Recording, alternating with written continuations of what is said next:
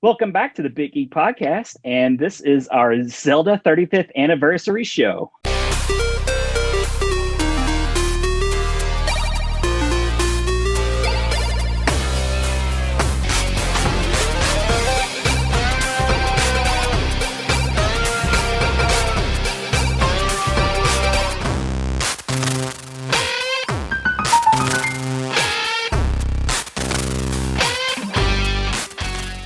Hey everybody, it's me, Ron Avis, the Rental King. I'm here with my co-host, the Prince of Pixels, Nick Wright. The Rental King? Where'd the Rental King come from? The Rental King? The Rental King is it's a Cinemasters of the Universe podcast nickname. So you guys are aware that I do another podcast with my buddy Adam, and it's just strictly movies.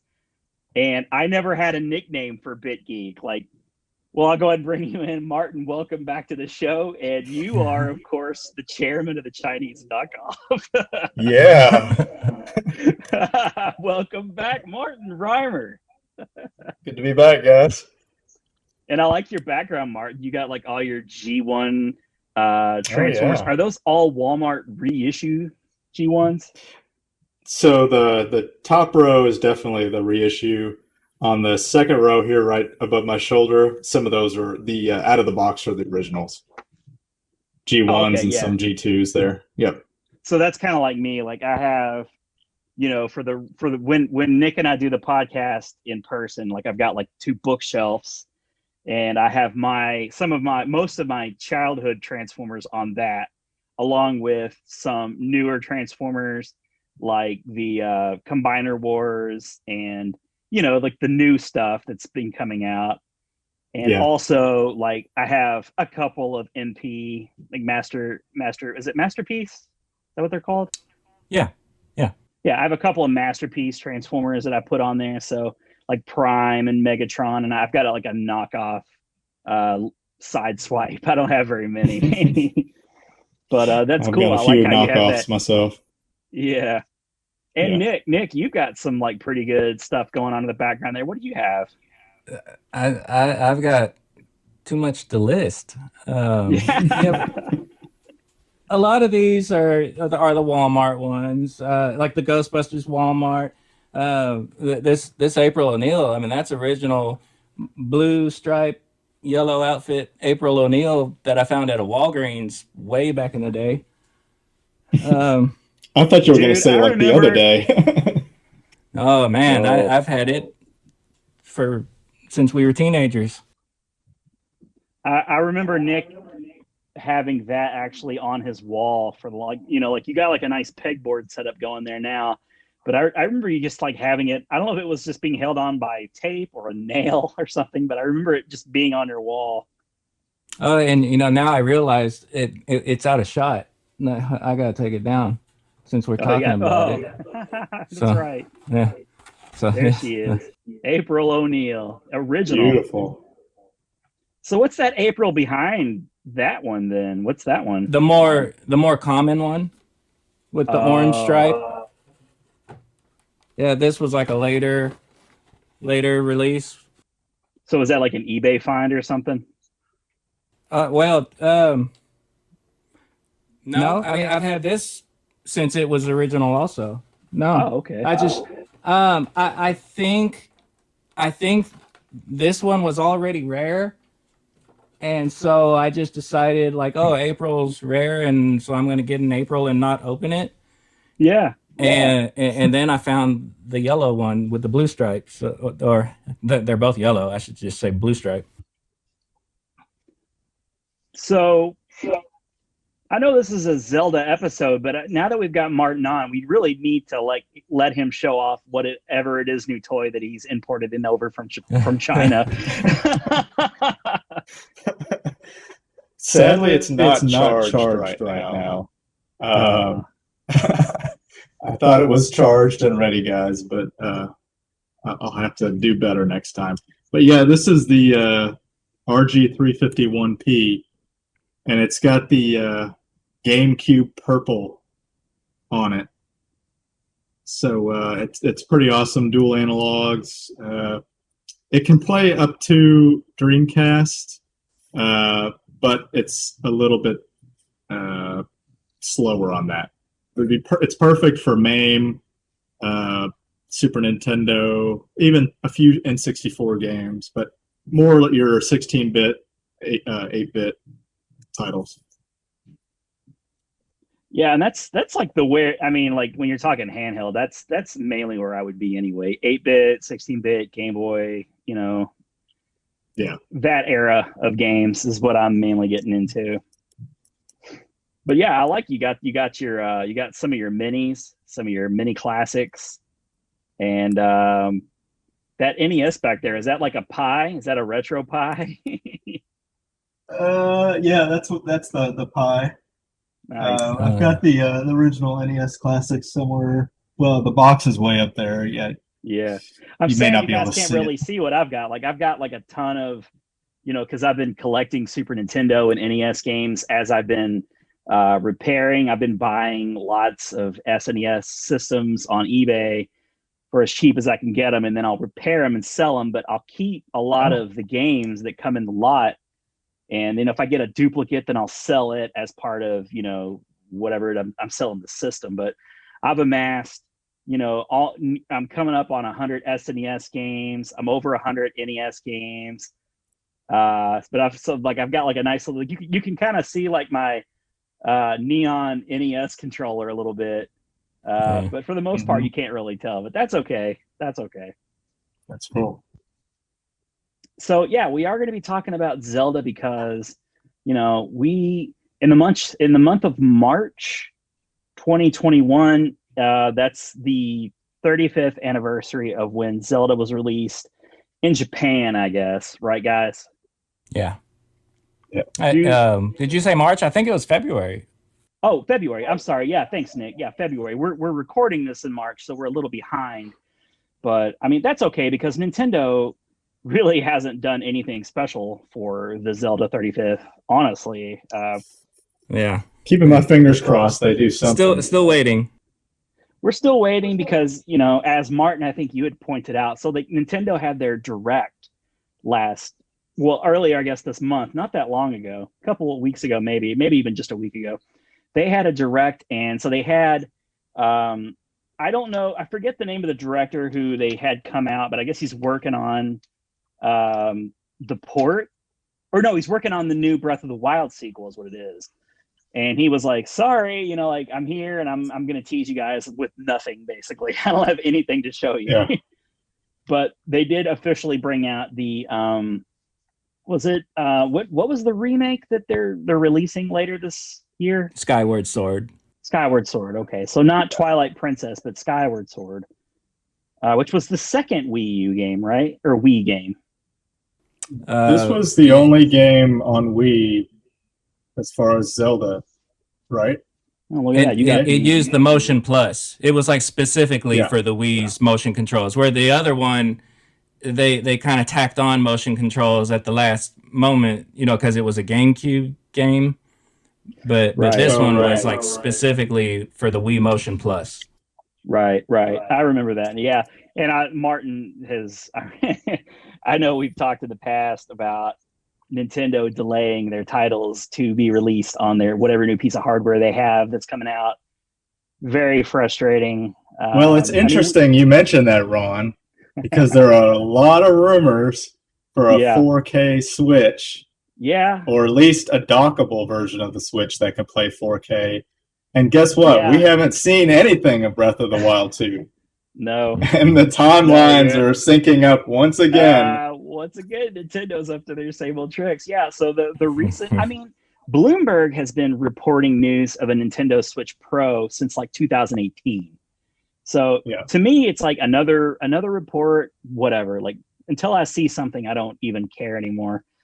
But the latest news is, and lots of outlets are jumping on this. There's a OLED screen, is it 7.2 inch? Or is it I think it's just 7 inch. 7 inch. Okay, yeah. So the current one is 6.2.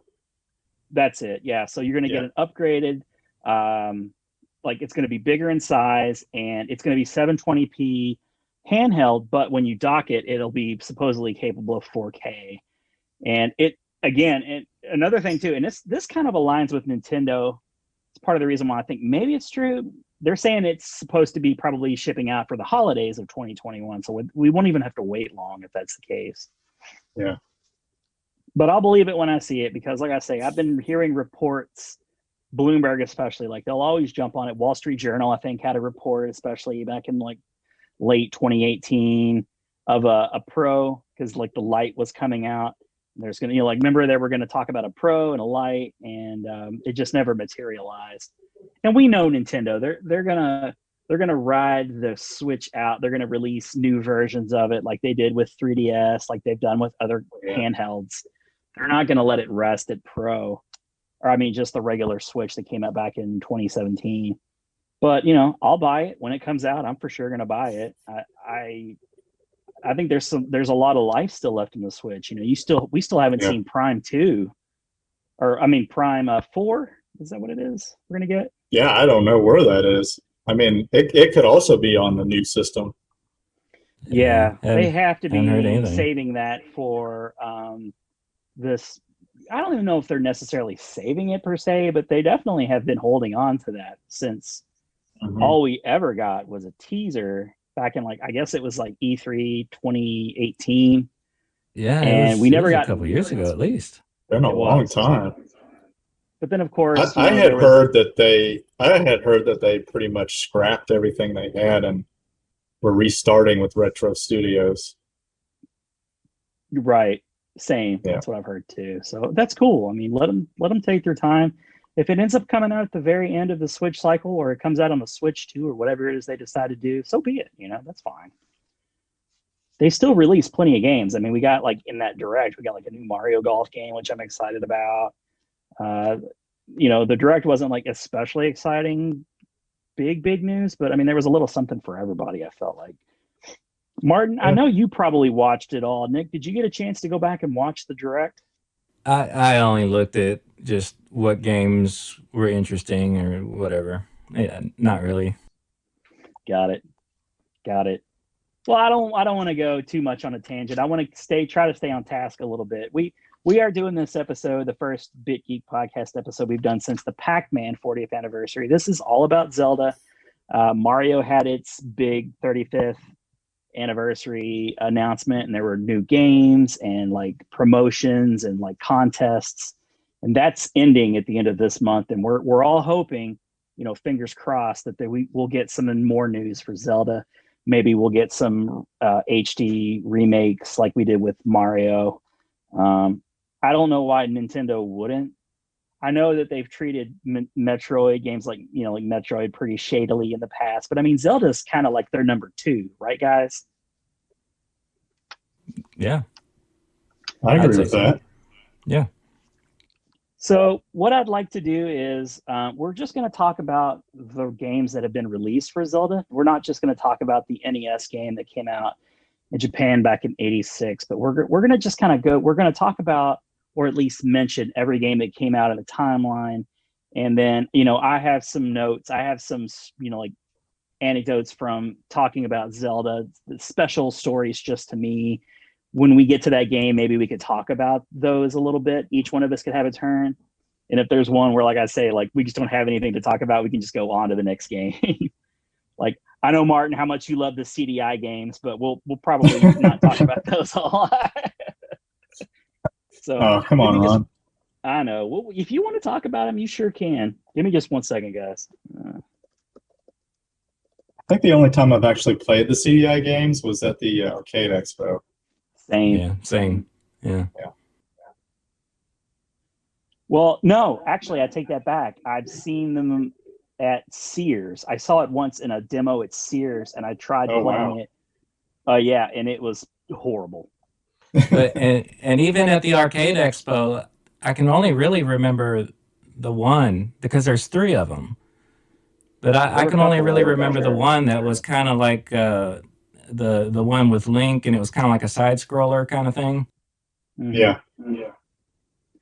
Honestly, I'm not even sure which one that it was that I saw, because I do know that there were at least more than one. I wouldn't have probably guessed there were 3. Like I probably couldn't have told you that.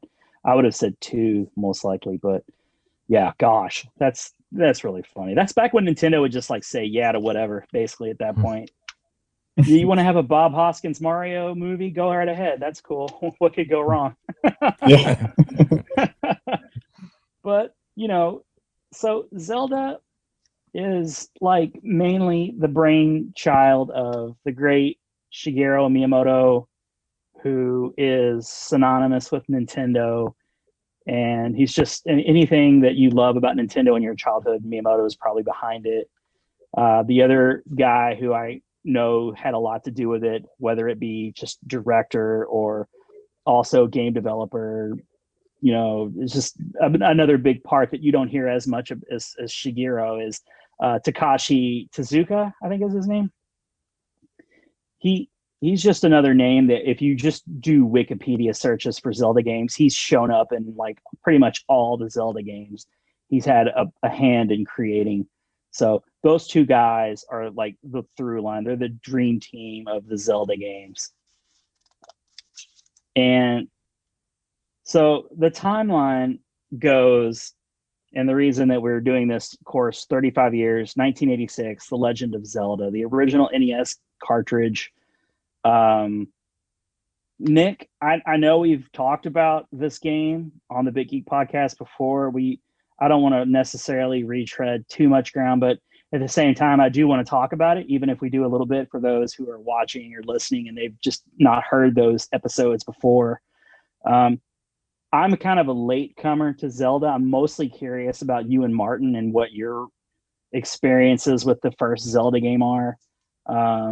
Nick, but I will start with you, Nick. When you think of The Legend of Zelda for NES, like what kind of like what comes to mind? Like, can you explain or can you tell us like when was the first time you noticed it?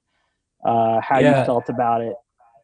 The first thing that comes to mind is seeing it at Sears. Remember when Sears would have like the NES, set up with like however many games, like 10 games, maybe more, I don't remember.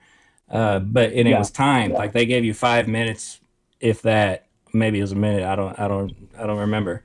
But it would reset on you. And I remember trying out Zelda on that, and just because there was no other game like it. Well, I mean, I guess like Adventure on Atari was, 2600 was maybe like it, but I wasn't really familiar with it at the time. Yeah. So I wasn't. I was used to Super Mario Brothers kind of a thing, where you just go in one direction, and you can't go back the other direction. You just go in one direction. And so I picked, and this is the funny thing, is because like Super Mario Brothers, you go to the right. For whatever reason, I started and I went to the left, and I didn't even go in the cave. Right? I didn't get the sword. I just walked to the left. And, there's enemies around it, and I couldn't do anything about it. And I walked to the left some more, and then there's a river. And I'm like, well, I'm stuck. Now what do you do? And I was kind of frustrated with it. And I didn't really pay it much attention much more after that. It was just kind of like, I don't understand this game. It's frustrating. What are you supposed to do? And so then a little bit of time went by, not a lot. I'm not talking like years or anything. And for whatever reason, we decided to rent it. And I rented it with my friend Eric Cabo. I mean, you know him. Yeah. And so thankfully with the rental, you got the book with the map and everything, the whole instruction book. If that stuff didn't come with it, I don't know. We probably would have been frustrated again. But with that, though, it just opened up a whole new world. So, because now, we've got this map in front of us, and we're putting things together. And the instruction book even kind of tells you, like, this is how you get to the first dungeon, and it kind of walks you along. And so then it was just amazing. It's just this open world. And it just goes from there. Do you remember how far you got when you rented it? Was it like you alone, or was it like something that you, Mark, and Ruth, your brother and sister, did you all like kind of crowd around the NES and play it together, like as a group? I really only remember playing it with Eric that time when we rented it. Okay. Sorry. And Mark and Ruth weren't even around. With Ruth, I remember stories of like she had a boyfriend at the time that she would just be on the phone with while he's playing Zelda, and she's just sitting there like listening to him play Zelda on the telephone. And she on the tip line. Wow.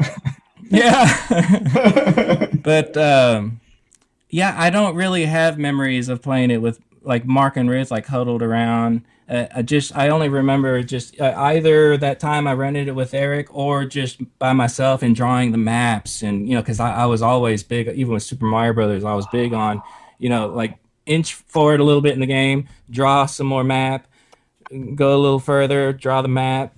And so what would have been cool is if you were to do that, but make a copy and stuff it back into the video rental case for the next person. Oh yeah, for like the next guy. Yeah. Do you remember how far you and Eric got that first night? Because it does have a battery save. I want to say we got to about level 3, but I don't really remember. Now, was there a save on the game already that you guys were tempted to check out, or was it blanked? I mean, if there was, I'm gonna say there had to have been. I mean, because there had to have been. Right. But I don't think we were even tempted. I think we wanted to start fresh. Martin, what about you, man? Tell us your introduction to Zelda. How did that go? So actually, some of the origins are pretty similar. Sears catalog. Some of my first, I guess, identifications with Zelda was just the iconic screenshot of Zelda there in the catalog.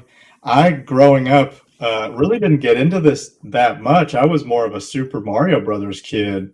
Yeah. And I quite honestly didn't really get into Zelda until after A Link to the Past on Super Nintendo. That was really my first exposure.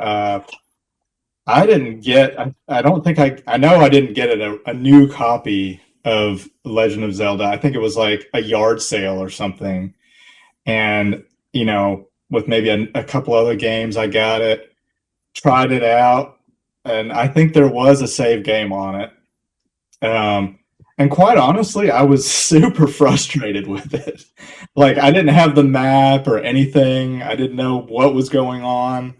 And I know that it was popular. I know from Nintendo Power, it was something I should probably get into, but yeah, it just didn't click with me for whatever reason. It just did not. I mean, I thought it was pretty hard, not really clear on what I was supposed to do, because like most of the other games on the Nintendo, I go from left to right. And that's all I have to worry about is jumping on the guys and just shooting them. And this is like, what is this free roaming thing? I don't even think they had that term back then. And not on a console, probably. Yeah. No, I mean, in hindsight, I mean, it's genius, right? And it makes a lot of sense. But however old I was at the time, it just did not click. But when we get to A Link in the Past, then that was something that I really dug into. I feel like you and I are similar in that respect. How like my love for Zelda really, really grew for when Link to the Past. So yeah, for me, Zelda is even like more delayed, maybe even more delayed than you, maybe not. It really wasn't until like around 88 or so that I first saw it in action.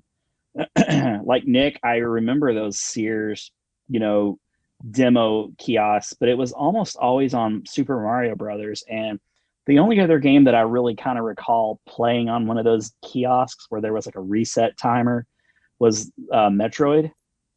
And that was another one that frustrated me because like I went to the right and immediately didn't have the morph ball, so I was stuck. And I'm like trying to break stuff like Mario. I'm trying to break around. Like, how do I get through this? Like, this doesn't make any sense. And I quit after a little while. But the first time I actually saw it in motion, So like I have two distinct memories of the original Zelda. First one is that weird commercial that was playing a lot in like 87, 88, I guess. Nick, I'm counting it. You probably know this.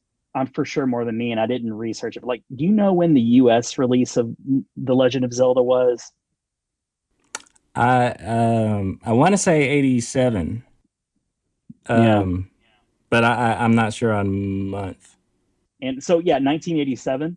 I also think, I don't know around what time in 87, but it was for sure that like second wave or maybe even third wave of NES games after the black box games where, like now NES is like really hitting its stride. And, like I remember seeing that commercial and it's like this weird commercial. Like it's this guy and he's just zipping around and he's just like screaming about Octoroks and his voices. Yeah. He's doing all these weird choices. And I don't even know what the game is about, like at all. I'm like, what is happening? I'm so used to Super Mario Brothers and, whatever else was out around the time, Contra, but they didn't have commercials. This had a commercial. So you knew immediately that it was like a big deal because it did have a commercial. And I was just like, what is happening? And then I don't know how much after that commercial I saw it playing in a Walmart where there was no timer. Like they just had a demo and you could just sit and play it for as long as you wanted. And I remember picking it funny. up. It's funny that you mentioned that commercial though, because as soon as you were talking about a commercial, I thought you were talking about that White Boy Rap one. Did you see the latest Nintendo newsletter? Whoa, nice graphics. I'd like to get my hands on that game. You mean you haven't played it yet? We can play it on my Nintendo Entertainment System. It's The Legend of Zelda, and it's really rad. Those creatures from Ganon are pretty bad. Octoroks, Tektites, Levers, too. But with your help, our hero pulls through. Yeah, go Link, yeah, get Zelda. Awesome. Intense. The Nintendo Entertainment System. Your parents help you hook it up. The Legend of Zelda sold separate. But this was a different commercial. Oh, I never saw that one. I don't remember that one. I've seen it since, and it's really great. It's like late 80s rapid great. Oh, man, yeah. But I don't think I ever saw that one during like watching my shows on, during the afternoons. I saw that one that I'm talking about with the guy in the like black kind of turtleneck. I saw that one a million times. And it cracked me up every time. And I had no idea what was going on, to be honest. But yeah, so at Walmart, I remember seeing it around, 88-ish. I don't even know if I had an NES at this point. I'm thinking maybe I didn't. I think it was around this time that I was starting to ask for one. My neighbors all had NESs, so I was playing Super Mario Brothers and stuff across the street at friends' houses, but I don't think I actually had one yet. And so I'm at Walmart, I'm checking it out, and I'm just so amazed. Like, I'm kind of like you, Nick. Like, I didn't really know what was going on, but I loved the music. The music was so good. Yeah. The bright colors. It just, I had full health, so I think I could shoot Now, in Zelda, when you were full health, even at the beginning, you could still kind of shoot if you had full health, right? Like, that wasn't something you had to get later on, was it? Yeah, even when you start at 3 hearts, as long as they're full, then you can shoot. Yeah. Yeah, I thought so. Because, like, I feel like I remember doing that and then getting hit and then not having that ability anymore and having to get up close and personal, like hitting. That's the best part of the game, by the way, where you can shoot with your sword. Oh, I love that. And that's not really been a thing ever since, has it? I don't think, with the shooting of the blast. They've done it. I don't think it's ever really quite been the same. Mm-hmm. I'm not sure if the 3D ones have done it. It's more like the spin attack now. Oh yeah, the charge attacks. Yeah, because the Super Nintendo one, the Super Nintendo one definitely did it. But I'm not sure after that. I just loved how easy it was to move around, and it was so fluid, and it kind of reminded me, like, when you would walk into like a Radio Shack, or there was a kid in my neighborhood who had a PC, like a Tandy kind of deal, and he had games like King's Quest, where they were adventure games, but they were very like slow and static, and the screen kind of, it wasn't like you weren't really controlling the character that quickly. It wasn't so responsive as Link was in The Legend of Zelda, but it reminded me of that. Like you're in this adventure, and Nick mentioned adventure for the Atari, but I didn't have adventure for Atari, and I don't know anybody that had it. So like that wasn't something that was like really in my purview. But it kind of instantly sort of reminded me of that. I was like, here's this little hero, and he's able to go anywhere he wants, and you're on this quest. I gathered all that just from playing it for a few minutes.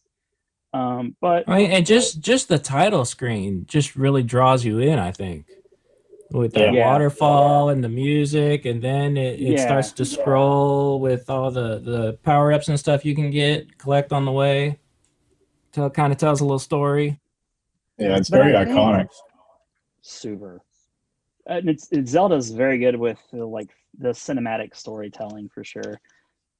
But I feel like at that moment, I kind of decided that this was cool, but it wasn't really for me. Like I'm like Martin. I was like more into Mario. In like '88, I was more chasing like the arcade experience. Like I was more into games like Double Dragon and Shinobi in arcades. I enjoyed Mario. I loved how action packed that was and how many secrets there seemed to be. Zelda, as much as I thought it was cool, it just didn't seem like it was for me. So I never really pursued it all that much. And the other thing that really kind of stands out to me too is in '89, a strike against it for me personally. Maybe you guys disagree, but one big strike against it was when in '89, when the Super Mario Brothers Super Show came out, and how fun that was and how great that was. On Fridays, they had the Zelda episodes, and I hated those. I loved them. I actually liked them. I liked them. I waited for Fridays. I respect that, guys, but like Link was such an annoying character for me, and Ganon was You're not wrong. He was. Ganon. I love, Nick, that link you showed from YouTube where it was like The Legend of Zelda, like dubbed with Beavis and Butthead voices. That was hilarious. Oh my God. You have to YouTube that. Like just YouTube Legend of Zelda, Beavis and Butthead. You will laugh so hard. But like, I just wanted to watch. I mean, as corny, as cheesy as those Super Mario Super Show episodes were, it was what I was there for. And to me, it was like, man. I think what I was always excited about, and this was even for the Mario cartoons, was I was always looking for the references to the games. And so just excited, like, they've introduced like that character that's, on that world or whatever this time. And it was more about the references than like what was actually happening, the story, whatever. Mm-hmm. Another thing that like comes to my mind when I think about The Legend of Zelda, and Martin kind of mentioned it in passing a bit, was how long it was ranked number one in the Nintendo Power top 30 list they would do each month. Yeah. It was like always number one, no matter what. Like you'd have certain games that would crack, like it would crack the 30, and then like a month or two later, it would kind of make its way up to the top 5. But Zelda was like always in the top 5 forever. And I always like felt like I really was missing out, and I never bought the game because, resources are limited when you're a kid. You can choose to buy toys or ask for toys for Christmas or games. And I had I had like a Master System and an NES and a Genesis at one point. So it's not like I had to really pick and choose my games. And I really was always chasing that like arcade port experience. But I probably didn't buy or I didn't get Legend of Zelda until like Martin, similar to like a yard sale buy. And I was I didn't even have the first game for the longest time. It was just from renting it that I played it. I picked up the second game before I ever had the first game. There was some kind of like Nintendo. It wasn't like the flea market, but it was something like that where that there was something that it was like across the street from the fairgrounds. I think it was at like one of the hotels or something where they have like this kind of Nintendo con kind of thing, but it's just really small, and it was just vendors selling games. And I picked up Zelda 2 because I thought, Zelda is popular and everybody loves it, and so Zelda 2's got to be great, right? But we'll probably get into that, right? That's a good We segue. will, for sure, yeah. I didn't own Zelda until years later when I picked it up used secondhand. And I wanted it because I was so attracted to the gold cartridge. So unique, so cool. I think Martin actually had held it up. He had it on his camera. But I loved it. This one's a little sticky, but I mean, what kid would not want this? Right. And even in the box, it had like the cutout sort of where you could see the gold cartridge inside. Yeah, I remember seeing that like at Walmart, like places where you could kind of see it behind the counter, and I was like thinking like, that looks cool. Like I know it's not for me, but it looks cool. Yeah, I wish you knew it was for special just because of the color. Yeah, it turns out it was for me, and I was like depriving myself of it.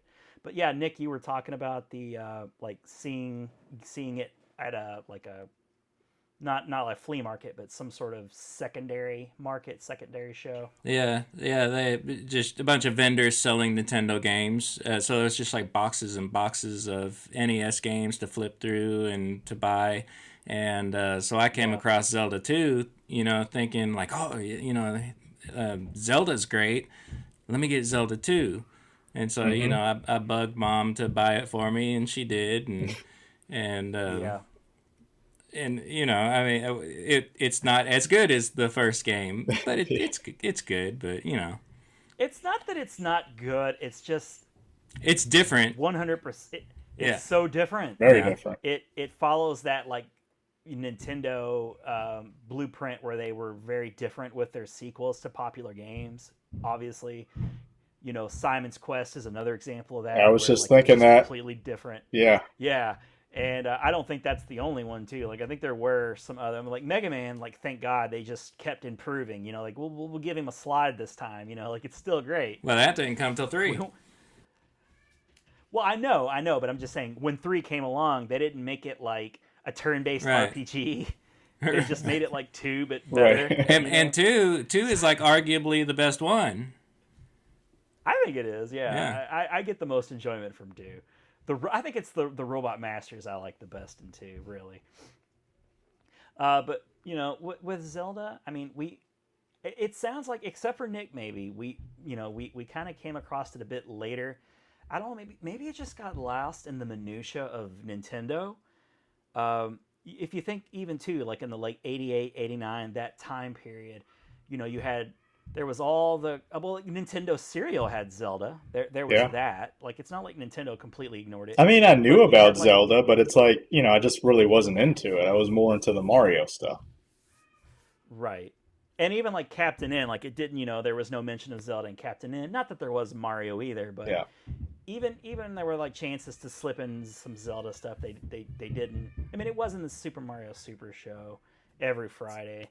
And I've since gone back and watched those, and now that I'm a fan of Zelda, I appreciate them so much more. But it would be as if like they put out like a Final Fantasy cartoon on Thursdays, and like like I said, no love for Final Fantasy, and like a whole day was devoted to Final Fantasy, even though like that's another game that was huge for Nintendo, had a gigantic following, but it just wasn't for me. And I looked at it as like, even though now I know it's more of an action RPG, I just looked at it as like a King's Quest type game, like an RPG. Like this just isn't for me. I wish I didn't think that back then, but that's just the way I looked at it. Probably the only thing I remember from, Zelda 2 was that commercial where it just shows like, Link, hitting some guys, and it's like the screen's flashing, and it's like, okay. I mean, I don't even remember the commercial. The commercial. The Legend of Zelda continues. Defeat your enemies, save the kingdom, use your sword. Beware. I cannot help you. Find the crystals, rescue them Adventure of Link. And now, get into the latest Nintendo games, Ghostbusters 2 and Iron Sword. Only from Nintendo, now you're playing with power. Really? Yeah, I don't think so either. Yeah, I need to look that up. that's interesting. I will too. Yeah, I don't. That's interesting that I don't remember seeing that. So I guess we could. I mean, unless you all want to. I mean, this version of this game is sort of a catalyst as to why we're doing this episode. I guess technically because it's the 35th anniversary of that game. But I want to talk about Zelda as a whole. And unless you guys had anything else you want to mention about The Legend of Zelda, the OG Legend of Zelda, we can move on to other games. No, I think we've I'm kind of good. covered it. Okay. So the second game that we'll talk about in the timeline is The Adventures of Link that came out in 1987. Again, I think these release dates on this website are Japan release dates. I don't think that was a US release date. It had to be more like 88 or 89. Because Super Mario Brothers 2, I think, came out in 88. And I always remember like those two being... I closely relate those two games for some reason. I think they were released right around the same time. And so, Nick, I think the first time maybe that I really had a good look at Zelda 2 was maybe at your house, because you owned this, right? Yeah. Well, I mean, we just said I bought it, or my mom bought it for me. Yeah. Talk about Zelda 2. Like, what was your, like, you know, what did you know about Zelda 2? Because I know you had Nintendo Power, but I don't know if you had it at this time. When you got the... I really didn't know anything about it going in. Just that I had played Zelda 1, and I liked it. And so here's the sequel. So let's get the sequel. But so, yeah, and so like we said, it's very different. It's a side-scroller.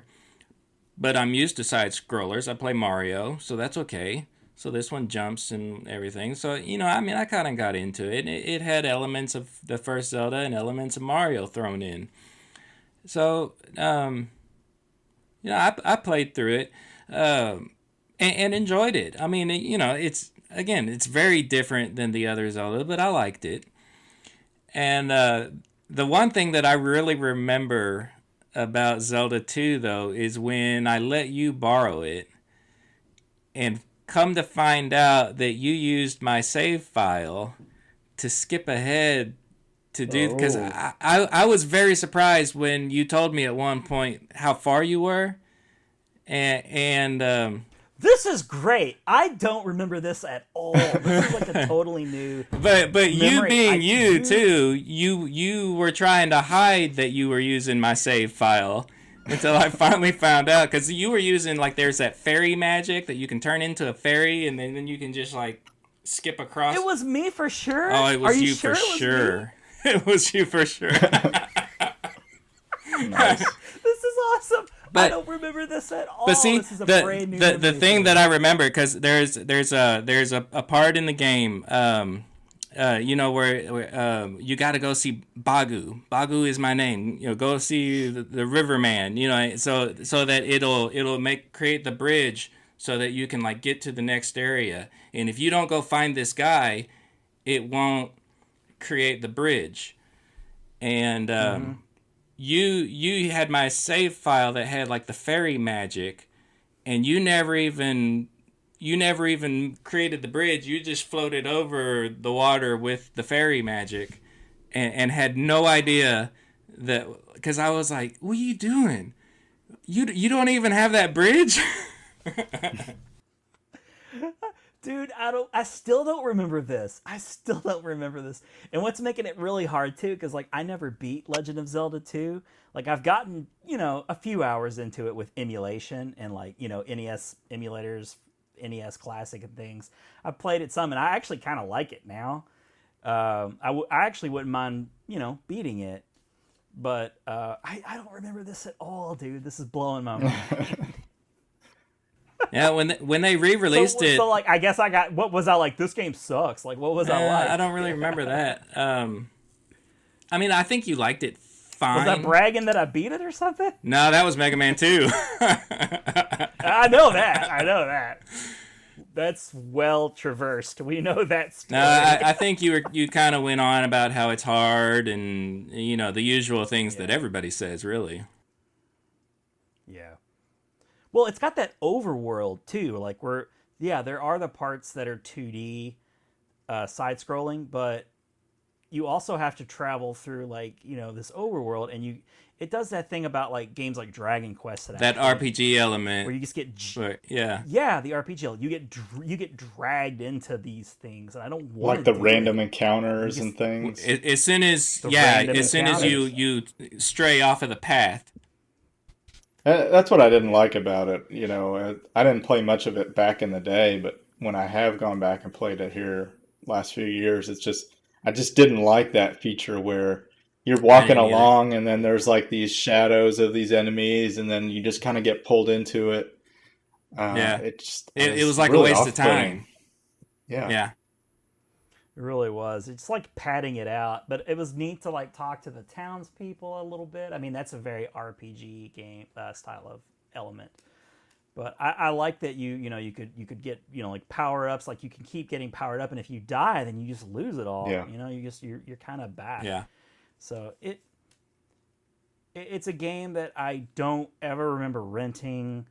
Maybe that's what it was, Nick. Maybe I didn't see you play it at your house. I knew you owned it because I borrowed it from you. Maybe that's the memory that I have. Yeah, I let you borrow it for a little while. And I know that you had let me borrow games, and like one of those games we're definitely going to be talking about. It's going to feature prominently in a future story in a future game. But yeah, I remember borrowing games from you and like trying games out because I mean that's what kids would do. Like you couldn't get all the games, but I mean. And I don't know, like if I let you borrow something in return, or I mean, like we usually had different things to play. And I know, like a friend of mine, Danny B, I'll just say that you also know, like we would lend each other's like whole systems out. Like he would let me use his Super Nintendo, and I would let him use my Sega Genesis, and like I would give him like my whole library of games. He would give me his whole library of games, and you'd get a chance to play those games, whereas you would normally probably never get to. Yeah. As a kid who maybe gets a couple games a year for birthday, Christmas, right? What have you? So. Well, and that's just it about that time too. Yeah. That like when I stuck through it and played Zelda 2, where maybe I wouldn't in like this day and age. That there's just so much to do. Because you only got like that one game. And so you stuck with that one game. Yeah, I mean, I think that's a really good point. That's a nice thing of back then was there wasn't a wide variety of games. And it's almost a problem nowadays. It's like there's so many games you don't even know where to start. I mean, you got Steam, you got the Xbox Marketplace, you got PlayStation Online. I mean, it's just like where do you begin? You're overwhelmed with choice all the time, Yeah, right. And then there's mobile games and just wow, yeah. I bet you I have 15 games in shrink wrap right now. I'm not even kidding at all. Yeah. Like just games that like I'll pick them up on Black Friday like dirt cheap, and just not even open them up. Like they're just there for me whenever I feel like getting around to it. Oh, it's even worse digital games because it's like. Amazon Prime, you get free games. Epic Store, you get all these free games. Epic, I clip all those. So I'm like, Epic's got like a game every week or something. Yeah. Just here's a game. Here's a full friggin' game for free because I think I've got like 30 games on the Epic Store that I've not even tried once. Yeah. But that is, I like that. I really, really like that point, Nick, because there were definitely games too that I would get. And they weren't even like games a lot of times that I just really was looking forward to. They'd just be games that I could afford, like whether it be at a Big Lots type place where they'd have a bin of NES games or that are discounted, and you would just pick up games that you never heard of, but it's got like a Godzilla-like creature on the cover, and you're just like, I mean, it's $10. I mean, why not? Yeah. And it's just terrible. It's just the worst piece of shit ever. But like, you just play a bunch of it because it's what you had, and it kind of tided you over until like the next big present, like the next big holiday, and you get the big, the big ones. But I mean, I don't really. I just have. I'm really glad you brought that memory up, Nick. This is why I love doing the BitGeek podcast with you, man. Because like I don't remember that at all. And like even though sometimes like you'll mention something and it jogs a memory loose, and I love that. Like I'm not even jogging a memory loose, but I love it that I did that. I love that I like took your save file and tried to do something like that. So this is an interesting junction of the show for me, because the next game technically really is the Super Nintendo Zelda: A Link to the Past, which is a game in my book, it's for sure like in the top 3 of my all-time video games, not just Zelda games. Like it's just, I love it so much. And the funny thing is, it's actually not the next Zelda game. And here's what I wanted to talk to you, Nick, about. I wanted to try to get this timeline out in my head straightened up a bit. Now, I had a Game Boy. Technically the next game in the timeline is Lynx Awakening from 1993. So you're not doing by release, you're doing by Nintendo's timeline? No, I think these are by release. Well, I see that A Link to the Past was in 91. No, you're right. Link's Awakening was patterned after A Link to the Past. I'm getting a detail mixed up because I didn't play Link to the Past until 94. That was when I really played it. So, sorry, let's do 1991. Yeah, it came out in November of 91. So, yeah.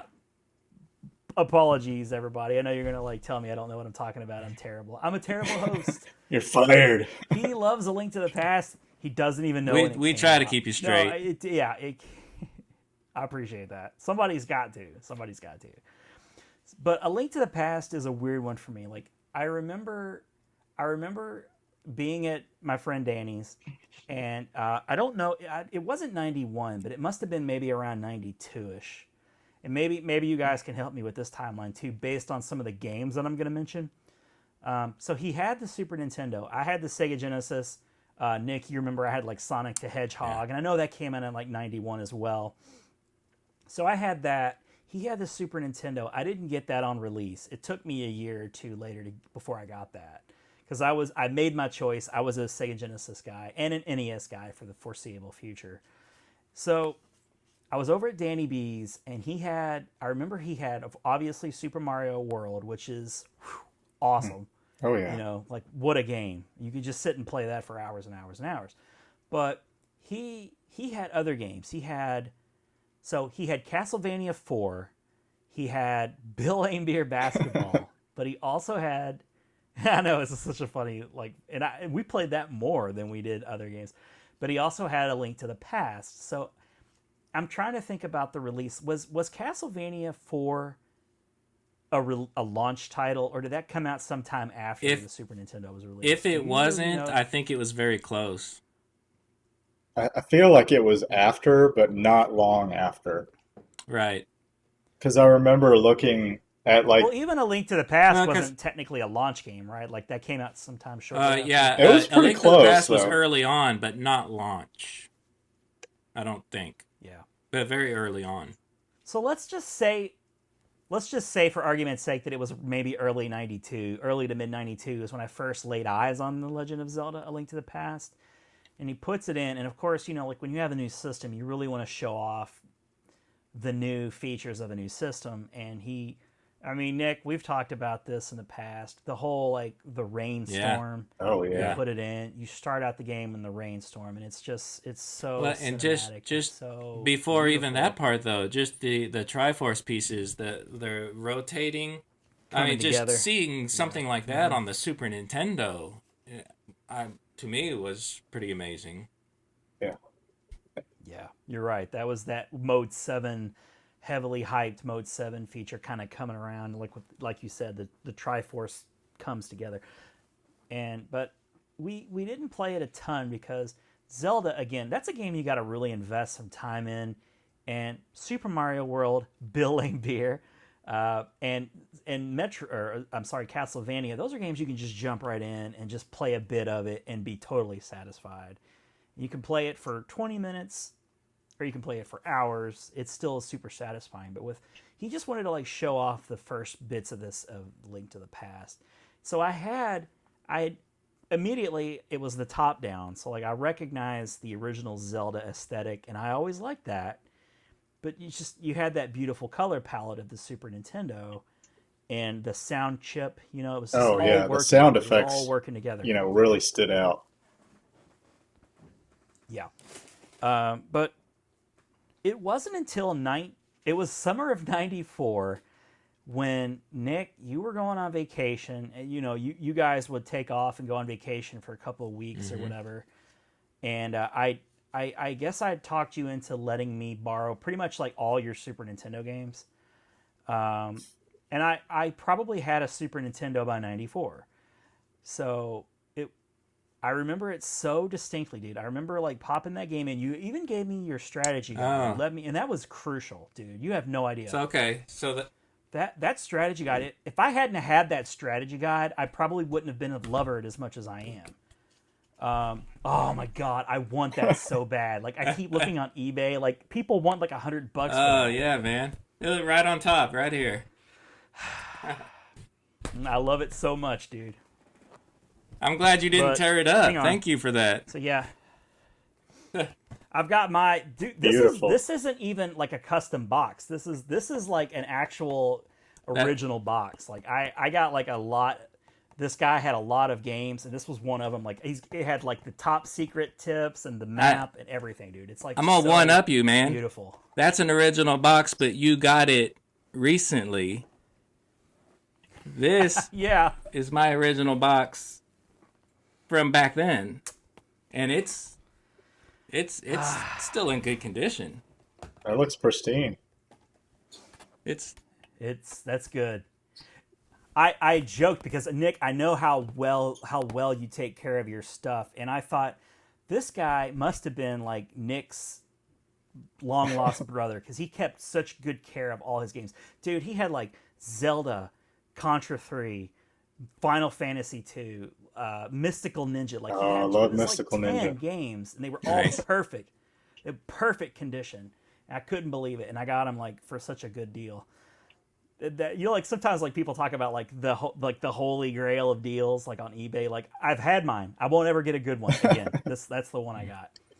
But I love that game so much, and Nick, I thank you so much for lending me that game and that strategy guide because. You were away. You're doing your California trip or whatever, and I've got your strategy guide. And I just bought Stone Temple Pilots Purple, which was released in the summer of '94. Stone Temple Pilots. And I was listening to, yes, you know, like those memes that say like I'm this old, you know, and it'll be like an old cash register. I don't know, whatever, like Fisher Price toy. Like I'm this old, like you know, like the Stone Temple Pilots Purple. So I was listening to that with my headphones on, and I played The Legend of Zelda: A Link to the Past pretty much nonstop for I guess it took me like a couple of days, and I just beat it. I loved it so much, and if I got stuck in a couple places, whereas in the past I would just give up on the game, I would just look in the strategy guide, and it helped me out. It helped me through. So it goes down to this day as one of my all-time favorite gaming experiences, playing through A Link to the Past. And the ironic thing is it was like 3 years after it came out. But I love that. I love that I was able to connect with that game at that time. And, you know, like, I don't know what other games Nick lent me, but, you know, I was just blown away by that game. It was so fun. And I hold that memory so near and dear to my heart. And Nick, I'm so happy that you still have that strategy guide even in such good shape, and I want to buy that. Like I'll pay the $100, I guess, to get my hands on one of it. I want it so bad. I want that map, the map that folds out and everything. It's so good. But yeah, so that's sort of my experience with The Legend of Zelda: Link to the Past. Martin, why don't you talk about yours? Because you already mentioned how like that was the first game that really sold. Oh yeah, I mean I was Let's hear it, man. Still am a Nintendo kid. So when the Super Nintendo was being advertised in Nintendo Power, I was sold and hooked on Super Mario World. I was one of the first ones to get a Super Nintendo. And, right after Super Mario World, I saw Zelda, and I'm like, what is this? Yeah, exactly. And I don't even think I related the original NES game to the Super Nintendo game. Like the Nintendo game wasn't even on my radar at all. But I was like, well, what is this Zelda for Super Nintendo? Just like the graphics, and I was, just impressed with the audio and just like, what I thought at the time was like the lighting in the dungeons, like the flickering of the candles and things. I mean, it was just amazing. Oh yeah, because there would be light coming through. It would come down, and it gave that extra dimension. Yeah, it's beautiful. You couldn't get that experience in any other game. And the thing that really got me into it was Nintendo Power. They had, I think it was over quite a few issues, they had the Zelda comic. I don't know if you guys ever saw the Zelda comic in the Nintendo Power issues. Yeah. Oh, it was fantastic. Yeah, I loved it. It really drew me into it. And I was really into that, and I think the comics kind of drove my interest in the game as well. Mm-hmm. Are these the comics that are like the manga books that you can get? Like, have you seen them? Okay, cool. I gotta get those because I've seen them. They come in like the chest. Well, no, those are different though. Actually, I mean, those are newer. These were Japanese, originally Japanese comics. The artwork is all by Japanese artists, but those in that chest you're talking about they're actually different. They do have a collection of them now that you can buy. Oh, okay. I need to get those because I'm becoming more of a manga fan. It's funny in my older age. Like I've got some Transform manga books, and now I'm used to like reading them from like the back page and all that crap. Like you really got to get used to manga. Like it's such a weird experience like at first. But I want to pick up those Zelda mangas because I feel like the collection though aren't in like how usually mangas in kind of a smaller kind of book. This is not. It's more kind of like this size kind of thing. Yeah, it's pretty short. Right? Do you have? I don't have that collection. I wouldn't mind getting it. Okay. Yeah. Okay. No, that's fine. Go ahead. The other thing that really stood out too was the dungeons, because I think in this version of Zelda, it's really when the dungeons, for me at least, were like, wow, this is something special. It's really interesting. The puzzles. Aside from the NES version, there was nothing like that on the Super Nintendo. There was nothing really like that on the Genesis or any other system. So, I mean, just the dungeon crawling aspect, and then the ability to go, to the dark side of Hyrule. I can't think of what the name of it is. It's just, it's just, to me, it felt like a huge, huge game. With a lot of exploration. It like doubled it, right? Basically, you had two whole maps to deal like light side. I guess the Dark World, right? Mm. Dark World, yeah. That was a Very element cool. for sure. I do enjoy that.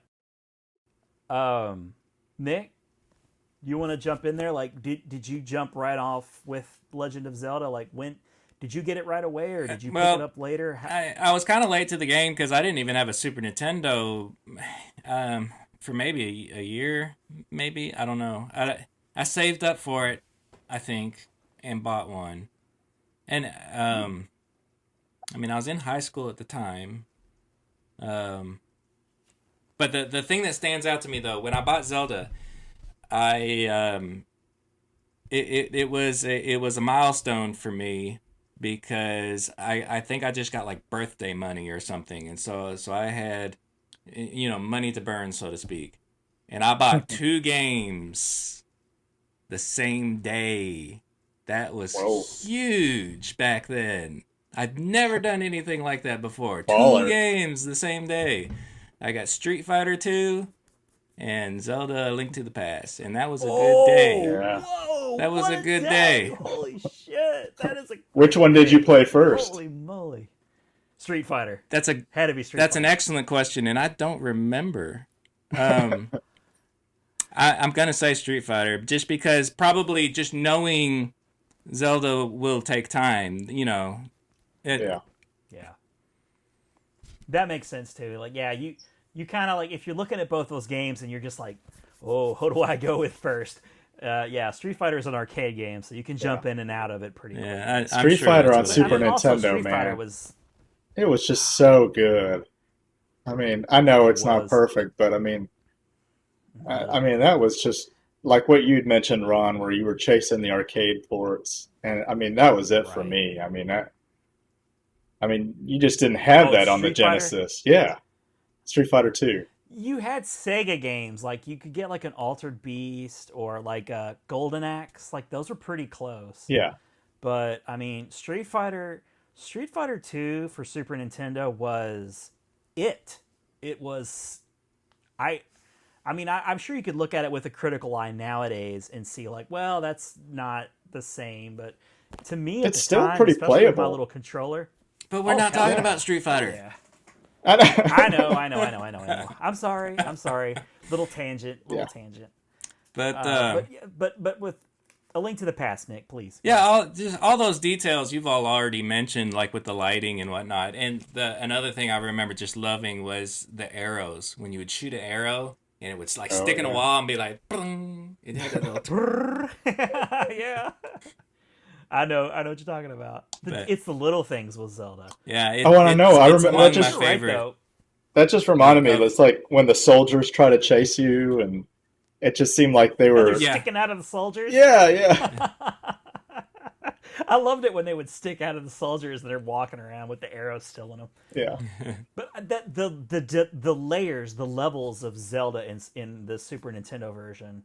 So good, so iconic. You really appreciate the way it unfolds. Like you get deeper into the dungeon and you start to realize like this is levels. Mm-hmm. Yeah, like walking up the little stairs, and there'd be the pits. Mm-hmm. You know, you can knock a soldier like into the abyss, and he's like, woo. Yeah, right. And it looked like it was 3D, right? Like the dungeons had kind of like that view. Yeah, in a way, yeah, absolutely.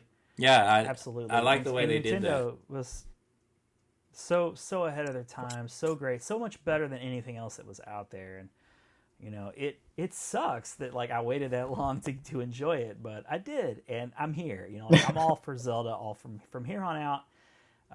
It's funny I say that, like I loved the Link to the Past so much, but then there were some like blank spaces for me, so I can't necessarily say that. But you know, A Legend of Zelda: Link to the Past, it sounds like to a lot of us, it's, you know, it's probably going to be in the top 3 of all of our lists. It's going to be ranking highly, and is great. And I definitely went back and beat Zelda after beating A Link to the Past. Like I was just like craving more Zelda, and that'll lead me to the next game, which is Link's Awakening. And here is where I might need Nick's help. He might be able to recall this for me. So, the Game Boy version of Zelda, which came out, and it looked so similar to, it just looked like a grayscaled version of the Super Nintendo game, which was so cool. Yeah. You know, like when Game Boy was first coming out, it was a novelty to be able to play games that weren't Tiger Electronics, you know, like the horrible graphics. Uh-huh. But it was like a little NES game, and then Game Boy really hit their stride, and they started really like being able to like have full gaming experiences. And Zelda was one of those first games for me. Like there was Super Mario Land 2 was for sure one of those. Kirby, the first Kirby game was one of those. But like, you know, Link's Awakening was for sure. I mean, like that felt like a full Zelda game. Oh yeah. In a little cartridge. I mean, you know, in this like little guy right here. I mean, you can't. Yeah, I got the DX version. Yours is black. Oh, you got the DX version. Like I've got the original. Like, you know, like this is mine. This is actually mine. I still have it. I didn't get mine out. That's not left over. Yeah. It's not in front of me. I wish I still had the box, but I don't. Yeah. But so here's what I'm trying to work out, Nick. Maybe this is where I can remember. Yeah, we'll get to those, I'm sure. So I remember, Nick, you and I playing this game together in the back of the family car, and I don't know. Here's what I remember. I remember playing it in the back seat. I remember like us going to we must have been going to like a flea market or something. Like that was the ultimate destination. We were going to a flea market maybe, but I also remember us making stops to like your dad's office or work. I think we stopped by.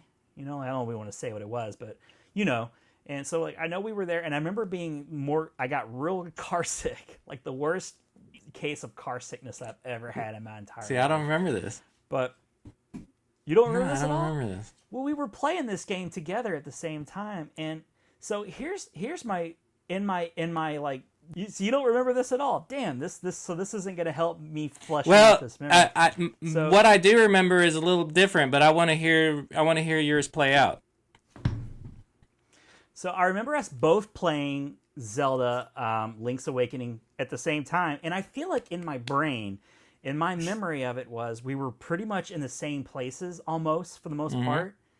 So to me that tells me we must have gotten it at the same time because we were like really similar in the same spot of the game, and I think you might have been just a hair ahead of me, but I remember that. So if that game came out in '93.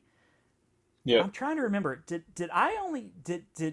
we get this at the same time after my '94 experience of Link to the Past? Was I so excited?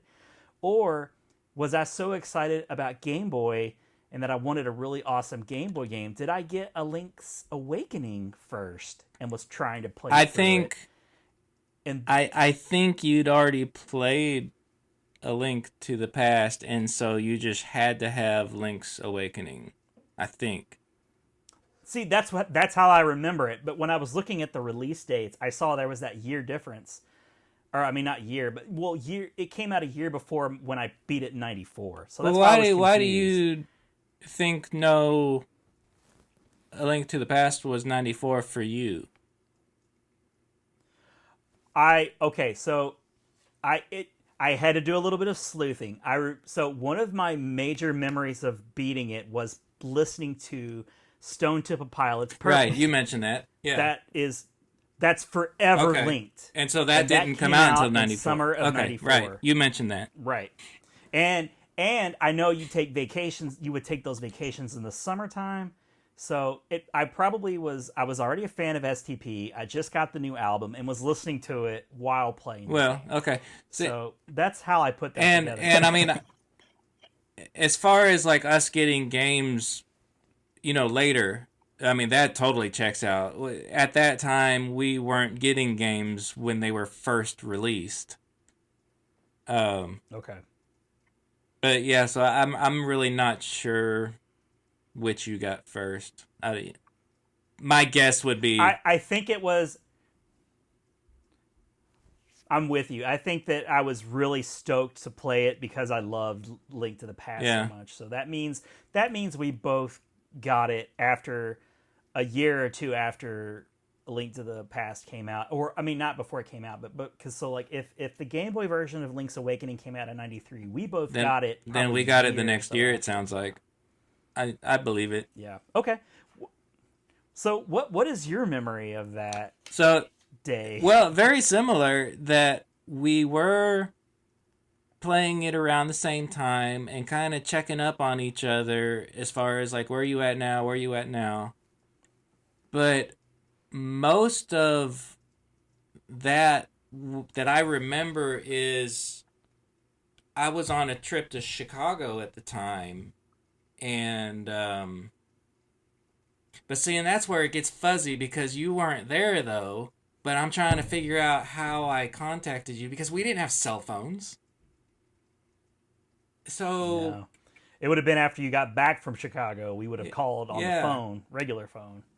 So, well, I mean, for me, Link's Awakening, I got frustrated. Like, there's a point where you get a shovel, and you have to shovel something up, and like I remember shoveling what felt like all over the map for something. I knew I needed that shovel for something, but I never found what it was that I needed, and I gave up on the game. Tell me your Chicago story, Nick. What do you remember about Link's Awakening? How does that, like, what do you think about when you think of that game?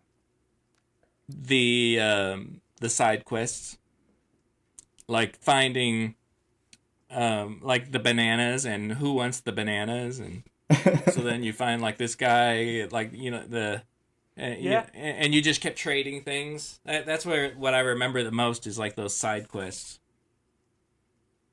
Was that a pretty unique thing at the time, I guess? Yeah. Yeah, Zelda before. Because that's super common nowadays. Yeah, it didn't really I think have in general side it was quests before. pretty new. I don't really remember many games doing that other than, well, I wasn't into any of the Final Fantasy games. That might have been something they were doing, but I hadn't really been done, and I don't think in any other Zelda game at the time. Well, Martin, what about you, man? Were you a Game Boy fan? Did you Oh, own a dude. Game Boy at the time? Yeah, I was all over Game Boy. I was just like the Super Nintendo. I was hot on Game Boy. I mean, I was addicted to Nintendo Power. So, you know, like they said, go get a Game Boy. I went and got a Game Boy. And I got. Or you I begged begged your my parents to get you a parents. Yeah, I Game think Boy. I got the Game Boy. I can't remember. It had to have been for my birthday. Because I don't remember getting it for Christmas. It had to have been for one of my birthdays. But obviously I had Tetris like everybody with it. And, we lost Ron. Oh, I'm okay. here. I'm here, guys. Oh. Yeah. You got the... Nice. I was going to show you Nice. the Game Boy. Nice. Very cool. Yeah, I just recently got one of these. I remember getting a Game Boy probably around, I guess it was around 90 or 91. But this is definitely the one I had. This, you know, this is I mean, I got this off eBay, obviously. But it's in excellent shape. And, but I didn't get one in 89 when they first came out. That's for Yeah, it Tetris took was me a while to amazing. get one. But yeah, I definitely, I got the original Zelda for that. I was blown away like you were, Ron, with the graphics. I'm like, what is this on the handheld? I mean, the visuals, it looked just like the Super Nintendo version. You know, better than regular Nintendo, and it's like it blew my mind. And then this, It was. I thought the story, and it was big. It was a big game. It really wasn't Yeah. like it wasn't like you got shorted or anything. It was a pretty good sized Yeah. adventure. Man, I but mean, you know, but being on Game Boy, you know, and we were talking about being on car trips and stuff. You know, you'd be on those car trips trying to play this thing, and you'd be driving into the, you know, late at night, and you're like, well, I'm done. I can't see it anymore. Done for the night. Oh, you guys didn't have the light attachment. Because I was reading. You guys didn't have the I light didn't- attachment with the No, I magnifier. didn't have that. Yeah, there was one. Rookies, man. Y'all were rookies. I wasn't that cool. I wasn't that cool. I don't have... The gigantic friggin' Frankenstein version of a Game Boy. It wasn't that bad. I don't have it anymore, but it was like it slipped on like the top part, and it had a magnifier with a light on the side. And there were like, Yeah. it I even remember had what it extra looked like like. joystick and things for the buttons. It wouldn't Not have the buttons. version. Not the version I had. It was just a magnifier and a light.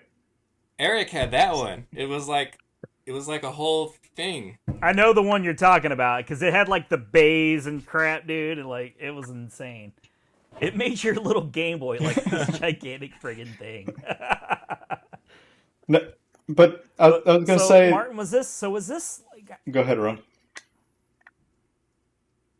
I'm sorry, I was just gonna say, was this before A Link to the Past or after A Link to the Past? After A Link to the Past. Yeah. Okay, same as us Yeah. then. Okay, well, not for same as me, not Nick. Yeah. Well, if Nick got Zelda the same as Street Fighter, that came out in around what, 93, 94? When did Street Fighter come out? It was in that same year, I'm pretty sure, because I had it as well as one of the first games I got. Yeah. Okay. But for that game, for me personally, like I it always bugged me because, you know, Nick and I talk back and forth, and Nick jokes with me about it, how like I never beat games. I'm the same way, Ron. I never really go back and beat games. Yeah, Nick. I think Nick's much more like other true gamers. Like he'll play through the game.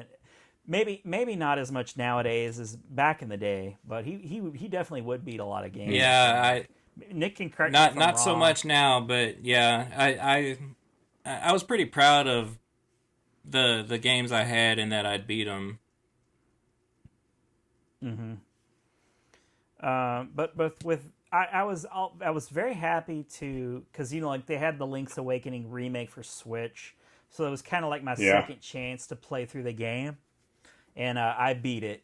So I did get a chance to beat it. So I've beaten actually all the Zelda games that I've beaten are 2D games, and that's a thread. Like, I'm a much bigger fan of the 2D games. I appreciate the 3D games, and in fact, one of the 3D games is one of my favorites.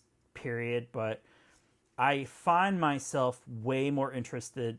I find myself being hooked by the 2D versions of the Zelda games more so than the 3D versions. And I may be alone in that with sentiment with a lot of other Zelda fans, but it was important to me to be able to go back and beat that, and I did. So looks like Street Fighter 2 came out in '92 for Super NES. So that's about when I got Link to the Past and Street Fighter 2. So you'd had A Link to the Past probably at least a year, probably longer. Yeah, probably roughly a year. Yeah.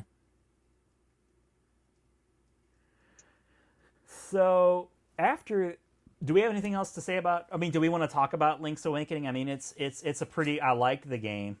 You wake up on a deserted island, I guess, and you don't really know. It's kind of strange, right? There's the big from a Zelda. It is Link storyline. Big egg. It's weird. Has a lot of Mario characters in it. It's a cool game. I highly recommend people check it out. I don't necessarily. I just don't have as many fond memories of. Like, I've got these old nostalgic memories of some other games. This one I don't have as many nostalgic memories. But, I mean, I have beaten it on the Switch. I think the Switch remake is adorable. It's pretty cool. They did a good job I love with it. the look. Yeah, I like the look of it. Yeah. I think Nick mentioned in it, because, like, we have, like, like kind of like ongoing group chat together where we just talk about game stuff and whatever, not just game stuff, but just whatever's on our mind, whatever we think's cool. And I feel like Nick was one who said, like, I would like to see a original Zelda in that style, maybe. That would be awesome. Maybe correct me if I'm wrong, Nick, but I also 100% agree. Like, if they could do it in that style, like, I would be like, I would love that. Because I mean, they couldn't do it. They would have to do something special because the original Zelda is so old. They'd have to pump it up somehow. But if they did it that way, I would be way for that. It doesn't have to be the same kind of like toy looking style, but I wouldn't be mad if they did. I mean, but I'd love to see a remake of Zelda 1. Period. Yes, please do that. I would love to. I don't have a lot of strong memories of beating. Like, I know I played through it, but I don't have a lot of strong memories. I remember beating Ganon and all that stuff and being so like an intense fight, but I really would love to play through the original Zelda again with a remake style. It would be cool if they because I mean you guys remember when Nintendo showed like that when they were working on Breath of the Wild, right? Yeah, they had like this prototype of Breath of the Wild, but it was like in the NES top-down view. Yeah, but cool. It was different where you could actually like burn down trees and you could cut down trees, and I could see them doing something like that where it's like the top-down, from the original type Zelda, Legend of Zelda, but it incorporates all the new functionality from like Breath of the Wild. I'd be okay with that if that's what they decided to do. Yeah. I mean, the more Zelda, the better in my book. I mean, they have to do something special for 35th anniversary. Please, Nintendo, don't skimp on Zelda. But I really dig Link's Awakening. I think it's a cool game. It ranks pretty high on my list. Probably a lot of it's because it is a 2D game, and it's a game that I've played through more than some other games. So the mark of like it kind of is at that point. It's like you got your top tier games, and then it's for sure on the other side. Like it's it's like the B team of the games for me, but I do really enjoy it. So, any other thoughts on Link's Awakening? I was just gonna say real quick that the DX version, which I think I got it like much later, as more like a collectible, but it really makes it look more like a Super Nintendo game, especially on the Game Boy Color. Oh yeah. I mean, it Aren't there some additional, like another dungeon or something? I don't know if there's like another dungeon. Color dungeon or something. There's at least one new dungeon. I do know it had some functionality with the Game Boy printer, if you guys remember that. That's right. Yeah. Yeah. Yeah. Oh yeah. I don't remember the functionality. What was the functionality? I think you could just Martin? print out a couple of stickers from. There were like key of Link. scenes. Okay. Like when like that scene where Link talks to what's her name, Marin, on the beach, that it'll like unlock kind of like a photograph of the two sitting on the two of them sitting on the beach, and you can print that on the printer. There's just other key scenes that kind of as they unfold in the story that you can print. Yep. For those who don't know what we're talking about, the original Game Boy actually released an accessory that included, it was like a cartridge. It fit into the Game Boy like a cartridge. I didn't own it, but I know Nick had it. And it also came with like a cash register style receipt thing, that would print the picture out. And it's really, it's so Nintendo, it's crazy. Like, it's the kind of thing that Nintendo would just go on to be known for even till today with like, the Mario Kart Grand Prix. Like, they're just always experimenting with, and that's why I love Nintendo, is they just do these things. But you could take like little selfies and stuff with these cameras, and it was just like a dot matrix style photo. But the beautiful thing is like people like, being even in 2021, people will like share pictures that they've taken. Like I saw a article, I don't remember which website it was, but people were doing photography on their Game Boy camera, and they were like trying to like come up they were in a contest, like who could come up with the most beautiful Game Boy camera photos, and like they had these like really great landscape photos of like Game Boy camera style dot matrix. It was awesome. But so anyways, yeah, so at this point, I think in 93 is when we got the CDI, Philips CDI. I got these are the titles that I have here, like The Faces of Evil and The Wand of Gamelon. I don't know. Gamelon, yeah, we don't have to talk about these CDI Philips Let's games. skip it. What we already, yeah, the interesting, we already said. The interesting thing about the two of those, though, is that the one, because the two games, like one was Link and the other was Zelda. It was Link, The Faces of Evil, and you played as Link. And the other was Zelda, The Wand of Gamelon, and you actually played as Zelda with that game. That's the one that I remember seeing, I guess, at like Sears. But I mean, it's an odd time. It's just an odd time. I don't know what to say. Those games exist, and they're probably worth a lot of money now. Or actually, I wonder, because there was a third game, Zelda's Adventure. Now I'm second guessing, wonder whether that was the one you played as Zelda. One of them you played as Zelda. I don't. They're terrible games. I'm not super familiar with them. They're like point and click type games. Like, I don't even know how to describe them. They're just very cheesy. It was the nascent period of CD-ROM games, where it was just a novelty to see like a cartoon, like a playable cartoon. Like, it was just that time. The early to mid 90s was just like everybody was trying to get into the CD-ROM era of games. So just a weird time for gamers. But the next big game that I want to talk about, but don't forget the Satellite View, the BS Zelda Ancient Stone Tablets. Okay, talk about that, Nick. And there were two. There were two Zelda games, though, on the Super Nintendo Satellite View that, only was out in Japan. But one was a remake of the first Zelda, really. Like kind of a Super Mario All-Stars style with, it was Super Nintendo graphics, and it was Zelda 1, in essence. but it was kind of you could only play so much of it at a time because it was the nature of the satellite view games without getting too far into it. Nick, was that at the expo one year? Were Yes. we able to test that? Yes. Okay. Yes. I thought so. But then it was cool to see. the ancient stone tablets was kind of patterned after A Link to the Past, though. But that was a unique story, best of my understanding. Mm-hmm. That I remember like the Link to the Past style graphics. That must be what I'm remembering. But cool. Just again, is this like a novelty? It exists. It's out there. We just never had access to it, and it never came to the States. Because we all had access to Nintendo Power EGM. I don't remember ever seeing any stories about it. No, yeah. It's just like one of those things that you just sort of come across years later. Yeah, it's something that kind of came up with, emulation, and, we never really heard of it back in the day at all. Mm-hmm. But yeah, thanks for mentioning that, though, just to get it out there.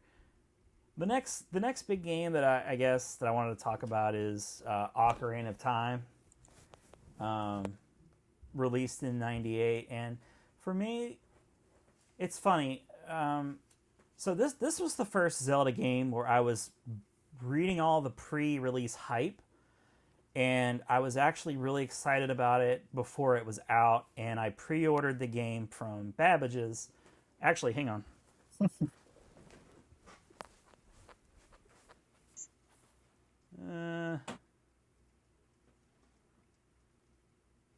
Oh wait, I must have pulled it. So I'm not showing off the gold cartridge, but I had like this. This is my original box. I pre-ordered it because if you pre-ordered, you got the gold cartridge, which was a big deal because we are of course familiar with. I mean, it's not like A Link to the Past was gold, but obviously, the first two Zelda games we're aware of, Zelda 1 and 2, were gold. So it was kind of cool that they were doing this sort of limited edition gold cartridge of the Ocarina of Time. And Nick, you've got that too, right? The gold cartridge? Yeah. Yep. Yes. So for me, Ocarina of Time, I mean, obviously it's the first big 3D game. Came out in '98. I was on board with the hype. It's the first time like I ever bought like a game and a strategy guide at the same time, desperately hoping to recapture that magic from A Link to the Past. And but also at the same time, I was moving out. I was moving out on my own. I got my first. Well, it wasn't an apartment. I'd rented a house with my wife and another person, and so I was getting Ocarina of Time, and I was moving out. And those two, the excitement of those two things were sort of, I think, competing, and I don't know if it was because of that or if it's just like as I had said before, like my objection to like the 3D Zelda games, like I don't know, I just get bored after a while. I never got terribly far into Ocarina of Time, and it's like a huge disappointment for me personally that I didn't get super far into it. But I remember being so excited. I ran, I went into Babbage's. I was still working, I think, part-time at Babbage's too. But I went in on a day off. I picked it up, took it home, was playing it. I'm sure I was probably talking to you, Nick, at the same time, where I was in the game and things like that. And it was a big deal. I mean, there was a lot of hype around the game. Super Mario 64 was like a huge success. And everybody was racing to get their property on a 3D. Like everybody. Castlevania, Mega Man. I mean, they were all 3D games at some point. So it looked to me like, I mean, of course you had Miyamoto involved too. Like it looked like this was going to be another 3D game done right. Like not rushed out. Like it was going to be done right. And for all intents and purposes, it was really a good game. But I flamed out on it. Like I can't even tell you how far I got into it. Like I'm sure I played it like maybe 10, 15, 20 hours. But, You know, again, I don't know if it was me just not falling in love with it right away and competing with just being out on my own for the first time and going out and doing things, just not being at home. It was really, it's a big disappointment for me, Ocarina of Time. And I know that for a lot of, you know, young people younger than me, like it's in their top 5. They love Ocarina of Time. I do enjoy the ocarina. I think that's a cool mechanic where you play the songs and you do all that. But Martin, for you, I know you're a couple years younger than me. Yeah. How does Ocarina of Time fit on the scale for you? Like, talk to me about Ocarina of Time, like the hype, the game itself. Oh, like man. How would you? I love it. Yeah, talk to me about Ocarina of Time. Well, okay, so N64 era. Obviously, you know, Super Mario 64, top of my list. Shadows of the Empire, top of my list. What else is there? Oh, GoldenEye. So I think this was around 97, 98. I was in high school, graduated in 98. So, I mean, Ocarina of Time, I thought was a masterpiece. I mean, just like the story just was so engaging, just the cinematics of the camera, the graphics. I mean, going from the 2D to the 3D, yeah, I mean, I was super impressed. Just the way the quests were laid out. Yeah, I mean, I loved it. I mean, I had a couple other friends that were playing it at the same time. Of course, I'm like you, Ron. I'm not a big completionist, but I had a friend, Jeremy L, who like got everything, got all the Skullkas or whatever they're called, the golden ones, and I mean, it was just, yeah, it was an awesome game. And later on, I mean, like on the GameCube, I don't know if you guys have seen this, where it's got the Master Quest version, which that's a free game, right? Didn't you get that for free? Yeah. There was something about this. I don't remember exactly what the story was behind this, but I think anyone could just get it. Was it when you bought Wind Waker? And then, like, if you pre-ordered Wind Waker, you got that? Maybe. I can't remember. It was a GameCube era thing for sure, so you might be right about that. Yeah, and there weren't a lot of these. I feel like, yeah, because all you had to have was like a UPC or something, right? You went to their website and you put in something and it just got you the game. Like, they just sent it to you. Might have been, yeah. And the cool thing was it had the Master Quest, which I can't remember exactly, but was like, Nick, do you know, was like the Master Quest, was it like reversed? Like everything was flipped? And then it had like some additional things that made it harder? Well, I know it was based off of the upgrade that was coming out on the 64 DD, and they retooled that to be the Master Quest. It's more than just being flipped. It's things are tweaked differently, but I've never played through it, so I couldn't really tell you exactly what they are. Yeah, I'm the same way. I haven't. I think I remember when I first got it, like just putting the disc in and trying it, and I'm like, okay, Master Quest. Well, nothing special. I have to mention though that I think the 3DS version is definitely, the upgraded, redone version of this. It's just amazing. I'm glad you brought that up, Mark, because I was going to ask you guys because I haven't played the 3DS or I guess it's not really a remake, but whatever you want to port, I guess, just the port. Yeah. I wondered if you guys had played through it or even maybe beaten it on the 3DS, because they also released Majora's Mask on 3DS too. Yeah. Did you just kind of get it and play through a little bit of it, Martin? I played pretty far. Did you play? Yeah. Okay. I didn't beat it completely, but I got pretty far in it.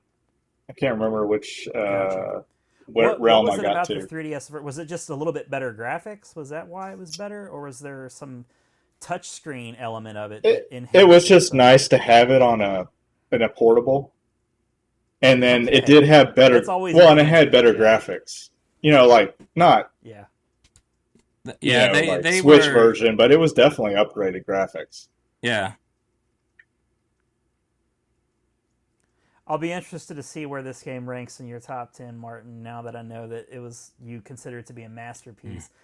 What about you? Oh, okay. Well, if you're just listening, you didn't get that, but we'll Yeah. see. Video people got the answer.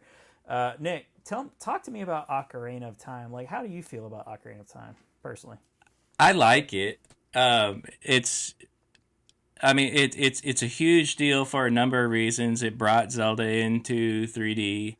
The big thing I remember about it is that what year was it? Whichever year it was that I got it like Thanksgiving weekend like that year, and I just remember 98. I just remember playing through Pretty it sure we all got that it. Thanksgiving weekend, and but I'm not.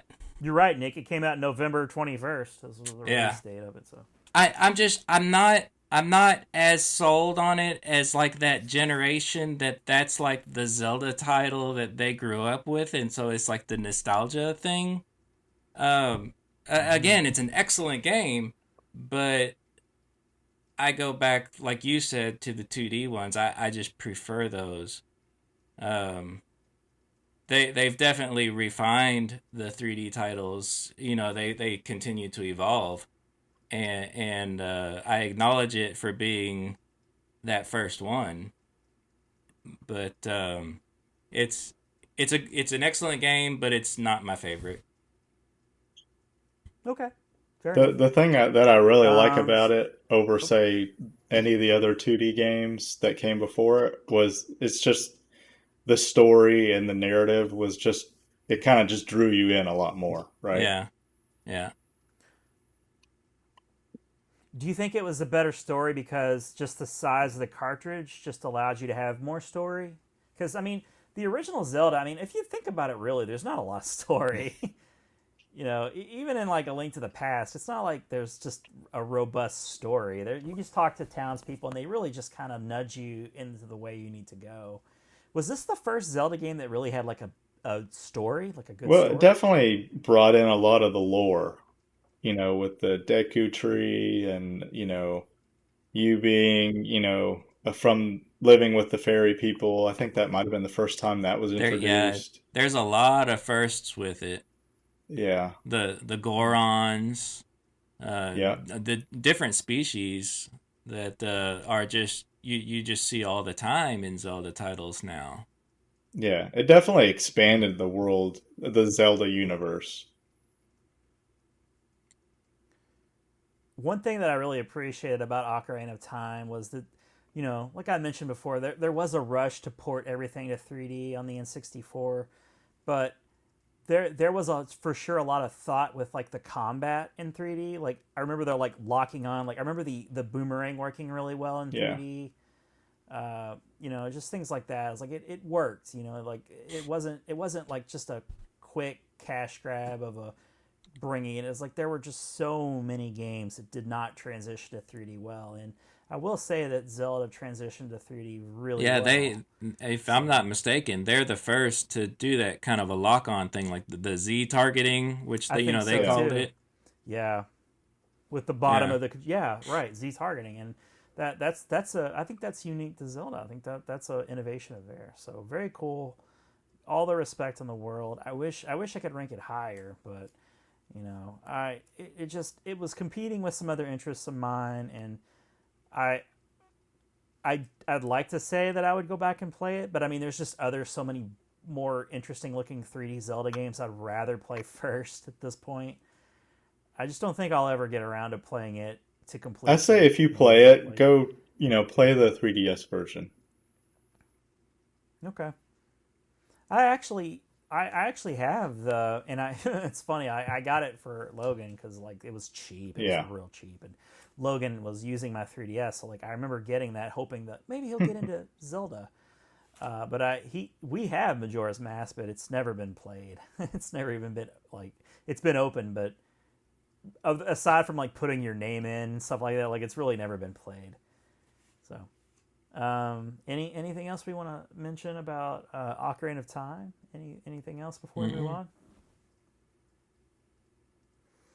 So the next game really is Majora's Mask, right? I mean, that came out in 2000, just capitalizing on that engine, which is, I guess, what a lot of people are assuming, just kind of like what Breath of the Wild 2 is. Like, you got this great engine that they spent years and years to develop. Let's utilize it. Let's just make it bigger. Let's just do another adventure in the same engine. And that kind of, to me, but with the twist, like a serious twist. And I never played Majora's Mask, so I know, Nick, you've played it. Sort of, though. Because I'm kind of with you, though, that, in your description just now about using the same engine, like, to me, that was kind of a turnoff. That I felt like it was not the next brand new Zelda game that I wanted. I felt like it was just, an expansion pack before of expansion Ocarina packs. of Yeah, Time. I felt the same way. And so, it was kind of really like Link's for an Awakening. It was kind of like Link's Awakening to A Link to the Past, right? It was like I know now that opinion, I was mistaken, because it was like its own full-blown game and people love it. Some people, it's their favorite Zelda game. Like, I've heard, media people that I totally respect, game journalists who will boldly claim that it's their favorite Zelda game. So. It's so weird. You gotta love it. I mean, it's one of my favorite. It's not, my top 5 or anything, but it's definitely in my top 10. And it's mainly because it's just so odd. Well, and I still have not been able to get into it. So it is hard to get into. After hearing about how so many people love it, when it was re-released on the 3DS, I got it. And so I told myself, I'm going to play through this game now. And I started playing it, and I got so far, and I quit playing. And so it has I didn't get very far at all. I know there's a time limit attached to this game. It has a real time mechanic involved, I guess. Because Martin, I'm assuming you've probably played it more than either of us. How do you describe what is Majora's Mask exactly? It's kind of like Groundhog's Day. It's like you're doing the same thing over and over again. Yeah, okay. Yeah. All right, I'm listening. and I think that's kind of what threw a lot of people off. It's kind of like, wait a minute, I'm doing the same thing over and over again. Yeah, this just is boring now. The thing that interested me is the whole idea of the masks. Where it's I don't even know anymore. I think you could get different masks. I can't remember if they gave you different abilities or what it was, but you had to collect the masks. You could get the Deku mask, and so then you could. Oh, that's right. Yeah, you turn into Deku boy, and you could spit the seeds at them, and you could propel around the room. I just thought that was so weird. So that was it didn't seem like Zelda. So Martin, Nick just was turned off by it a little bit, Well, and that's why I was saying that's why I liked it, because it was so weird. That's totally valid. That's cool, man. I like it. It just didn't seem like Zelda to me, and I couldn't get into it. Yeah, I'm glad. No, I get it. I'm glad to know that. So, is this just the time when Nintendo was experimenting? I guess with Zelda, fuck it, let's let's do this weird thing. Well, I don't know who designed the Majora's Mask. Yeah, I'd be curious to look up who was involved with it. Well, it's the Nintendo sequel thing from back in the NES days that they decided let's do something. Yeah, let's do something totally different now. And we have the with engine, the same engine. So if it flops, then it sucks that it flopped. But at least we didn't it wasn't it was probably cheaper to develop for than the original because they already had the engine. But my understanding though is that the story is very dark, and that's why people like it. Yeah. Is that it's so dark. What makes it so dark? Do you know? Well, maybe Martin could speak to it since he's more familiar with it. Why is it dark? What's dark about it? From what I remember, like the masks, obviously, I guess were had a lot of evil presence to them. I guess Oh, like the just the animation when you put a mask on, like Link's like yeah freaking out, and it like sucks to his face. yeah the guy that the mask seller, kind of pretty creepy. You don't know if he's like like some kind of demon or something, but it's really kind of odd. There's something strange with these masks, right? Okay. Um, and then there's Link's like also screaming. yeah, he's screaming. And then during the game, when you look around, there's like this giant moon with like this evil face on it that starts to come closer and closer.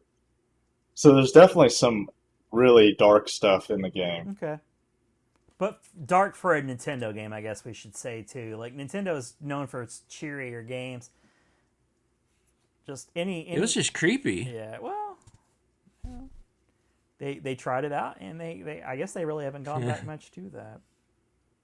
Anyways, A lot of people love it. That's Majora's Mask, and that's going to lead me into what I'm going to call my lost interest years. And I know I've mentioned maybe this to Nick in other episodes, where there was a period around the late 90s, early 2000s where like I just didn't buy video games, period. And in fact, I never even owned a Game Boy Advance.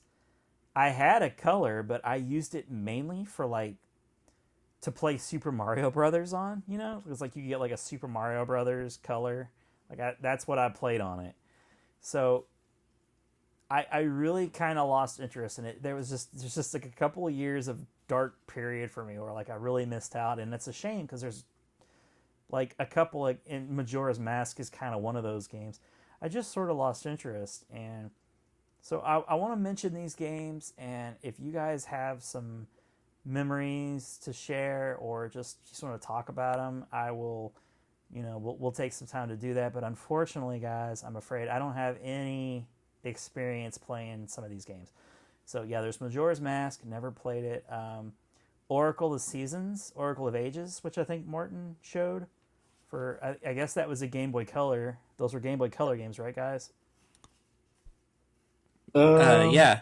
I bought I want to say the Seasons, Oracle of Seasons. I remember thinking that was cool. But I never beat it. It was kind of like, I guess Pokemon was a thing at this time, so you would get those dual releases of Pokemon. And I don't know if they were just sort of capitalizing on that or if not. Maybe it was unique even for maybe it's pre-Pokemon. I don't know, but like it's interesting that they would release two games, and I don't know what Pokemon was definitely a thing. I thought so, yeah. Pokemon was like 98, 99. That was around that time. I mean, because it was before Game Boy Color, and these are specifically Game Boy Color. Gotcha. Right. So maybe one of you can answer this. Would you need to get both games to get like the whole story, or are they just like literally two separate games?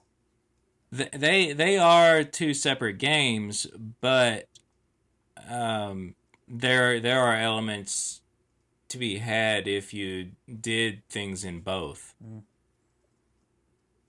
Yeah, you have to play both of them, I guess, to get the bigger story picture. Like you actually can fight Ganon at the end if you've done both, and somehow when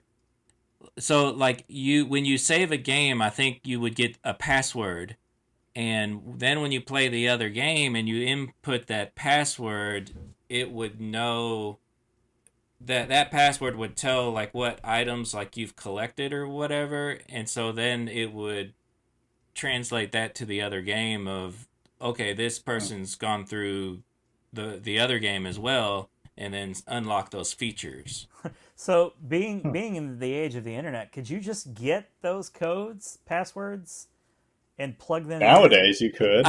I'm sure there's some kind of generator, that you can tell it exactly what items that you want to say that you've had, or I don't know like how easy that would have been in 2001. Nick, Martin, we did the internet, early years of the internet. Like, it's not like the internet was like it is now, where you could just go find anything.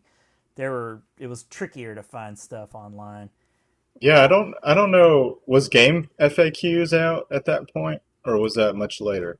I want to say it was probably a thing at that time. Yeah. Okay, so it could have been on there. It's interesting, Nick, that you said like you would need both games to actually fight Ganon, though. So like, were they full priced games, or were they a little bit cheaper than the typical Game Boy game? I want to say it was a full price Game Boy game. Yeah. Wow. Okay. Martin, what are your thoughts on those two games? Like, are you fans of those games? Like, do you have fond memories of playing those games? I've collected them, maybe within the last 5 to 10 years, but I never really got into them back in the day. Gotcha. I kind of skipped over those. Were those games, because like there's a couple that are published by Capcom. I know Minish Cap was. Are these like Capcom published games, or are these like Nintendo of America published games? Like, do you guys know? I think Capcom had a hand in these too. I think. Okay. I think this was the first partnership with them. Okay. That is a really interesting thing too that happened. I mean, Capcom and Nintendo are both very Japanese companies, so like I guess it's, in hindsight, it's not too weird, but it is kind of still weird to see like the Capcom logo pop up and then you're playing a Zelda game. This is really, to me, it's still very strange. The game that I have after that, and Nick, I had mentioned to you, I think before in a separate text, 2002 Four Swords came out, and I think, if I'm not mistaken, this is the first Game Boy Advance game. And to me, this looks like a game that if I had had a Game Boy Advance and a couple of friends, I would be really like into, because Nintendo and couch co-op was still really strong around this time. Yeah. Mm-hmm. I feel like this is a neat gimmick, and I would have enjoyed it, but I just didn't. Again, these are like my lost interest years, and I just wasn't into gaming much. But Nick, do you remember playing this? Yeah, oh yeah, the GameCube one, yeah, and that comes a little later, but yeah, that's very good. Yeah, the Four Swords. I mean, I like that a lot. It was the Game Boy Advance one. That's an age though that you still needed to have a link cable, so you had to be like with your friends. Everybody had to have their own Game Boy. You got to have the link cable. So there were just too many. Factors at play to even really be able to do it, but it was very cool though. So the GameCube version, you could just hook up 4 controllers on the GameCube and play it just with one copy? So on the GameCube, you could do a 1-player, but then you could hook up your Game Boy Advance to the GameCube, and the difference was there were certain parts of the levels where like you could go in a cave and then it would show up on your Game Boy Advance screen, and you could do things just to you locally. I think I might be wrong, but I think only one person could actually use a GameCube controller, while everybody else had to have the cable connected to that specific Game Boy Advance to GameCube controller, so it plugged into the GameCube controller port. And, it says using 4 Game Boy Advance systems. Yeah. So you could do 4. But you couldn't just do like a 4-player GameCube game though. You still had to have Game Boys. Okay. So was this? I don't remember. Yeah, I don't know. It's been a while. Was this a game where you could have like 4 people playing independently and like at different stages of the game, or did you have to be on the same screen? How did that work? I think you could be independent since you had your own Game Boy screen. I think. I love that idea. I think that sounds really cool, to be in like different places, but you're all simultaneously in the game at once, like a massive multiplayer kind of game, but it's Game Boys. And it was cool because it was puzzles. There were puzzles that you had to work together to solve. But then at the same time, you were competing against each other for rupees, right? So it's like you had to solve a puzzle, and then rupees appeared, and you had to like quickly grab as many of those as you can, because you were trying to get. I don't know if there was even a boss at the end of it, but you had to just complete all the levels. But then the main goal was really collecting all the rupees. That eyeball guy, Vitai. Oh, okay. Kind of like I don't remember a that. black ghost-looking thing with an eyeball. Yeah. He was like the boss in Minish Cap also. What was this a game that you could emulate like through Wii U or Wii? Was this one of those types of games, or could it only ever be played on Game Boy Advance cartridges?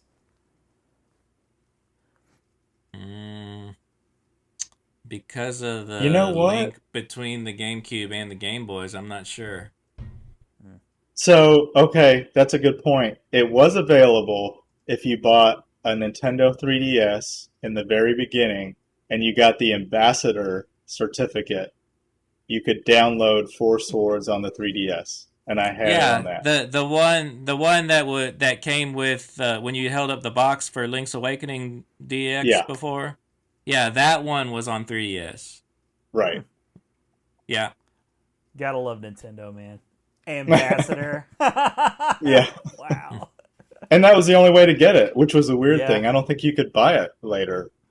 At least I don't recall. No, I don't think so. Which didn't make any sense. You would think people would maybe be interested in that, right? I mean, just like later on. It's like you're leaving. I missed out on it. I missed out on it, I think, because I didn't get a 3DS until later. Yeah. Well, so that leads me into my reinterested video games period, I guess. 2002, 2001, like now it's like it's not like in 2002 I wasn't into games, because I definitely remember getting an Xbox around 2002, and I also remember getting a GameCube at launch. And Nick, I mean, we've talked about, before you and I did the midnight release of getting a GameCube. So it's not like I was starting to get interested in Nintendo again.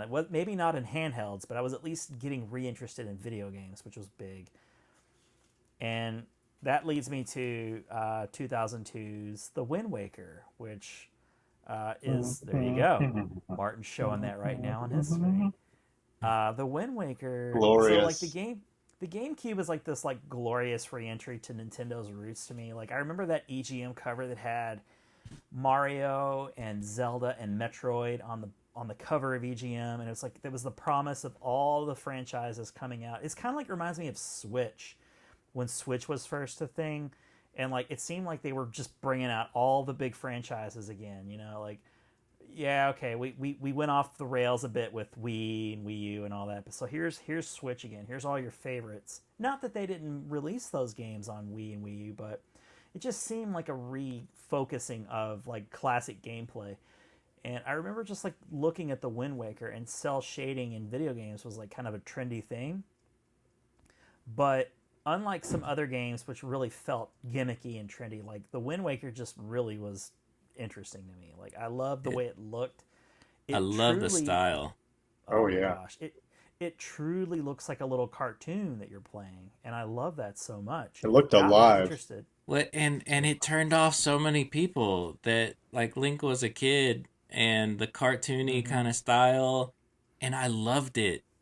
And I didn't really get why people hated it so much. Well, I'll tell you what I think part of the reason is, Nick, because there was a demo video that came out a couple of years before, and it showed like a realistic version of Link fighting Ganon. Yeah, it had like the adult Link, like from Ocarina of Time. Yeah. I get it, but I don't get it. Right? Yeah. I mean, because to me, when they gave like the young cartoony Link, it just brought me back to like the original Legend of Zelda, because he looked like he was like a young kid there. Yeah, that's true. And yeah, I mean, there was like an adult Link too, well, a 16-year-old Link in Zelda 2. Sure, but I don't know. I mean, there's always been like different Links, and people, If Nintendo only never showed that demo, I think it would have been seen in a totally different light. Yeah, I agree. What's ironic too is like that demo really was just a tech demo, and it never became a thing. And the promise, like remember when I guess Twilight Princess was becoming a thing? It was closer to that, so Yeah. people were like, finally, we're getting in a serious Zelda game. But yeah, I'm with you, Nick. I kind of forgot how people were turned off by the cel-shaded cartoony young Link. I love it. I think it's one of the coolest styles, like to this day. Like it was so bold and colorful, and it controlled so well. You know, it was like harkening back to the days of Dragon's Lair, where you were able to play like a live cartoon. It was just so And, expressive, like those eyes. You know, you would kind of get a hint to what you may need to do, like draw your attention to something, because the eyes would like look over, like, oh, what's that? You know, a crack in the wall that I should bomb. Yeah, and two, like floating around, like is that like one of the first times like you were able to float around like in a little parachute? Like it felt even way more 3D than like with the leaf, yeah. Mm-hmm. Yeah, that was Yeah, super cool. It was really neat. And then the travel on the boat. Yes, I mean, yes, exploring which, and for finding me, different islands. It was cool, but it ultimately was what turned me off of the game, unfortunately, because you did seem to spend a whole lot of time on the sea, Kind of wandering. And I think it got refined though when they re-released it on the Wii U, and you had like so you had the tablet of the Wii U, and you could have the map in front of you on the tablet. I think that really kind of perfected that.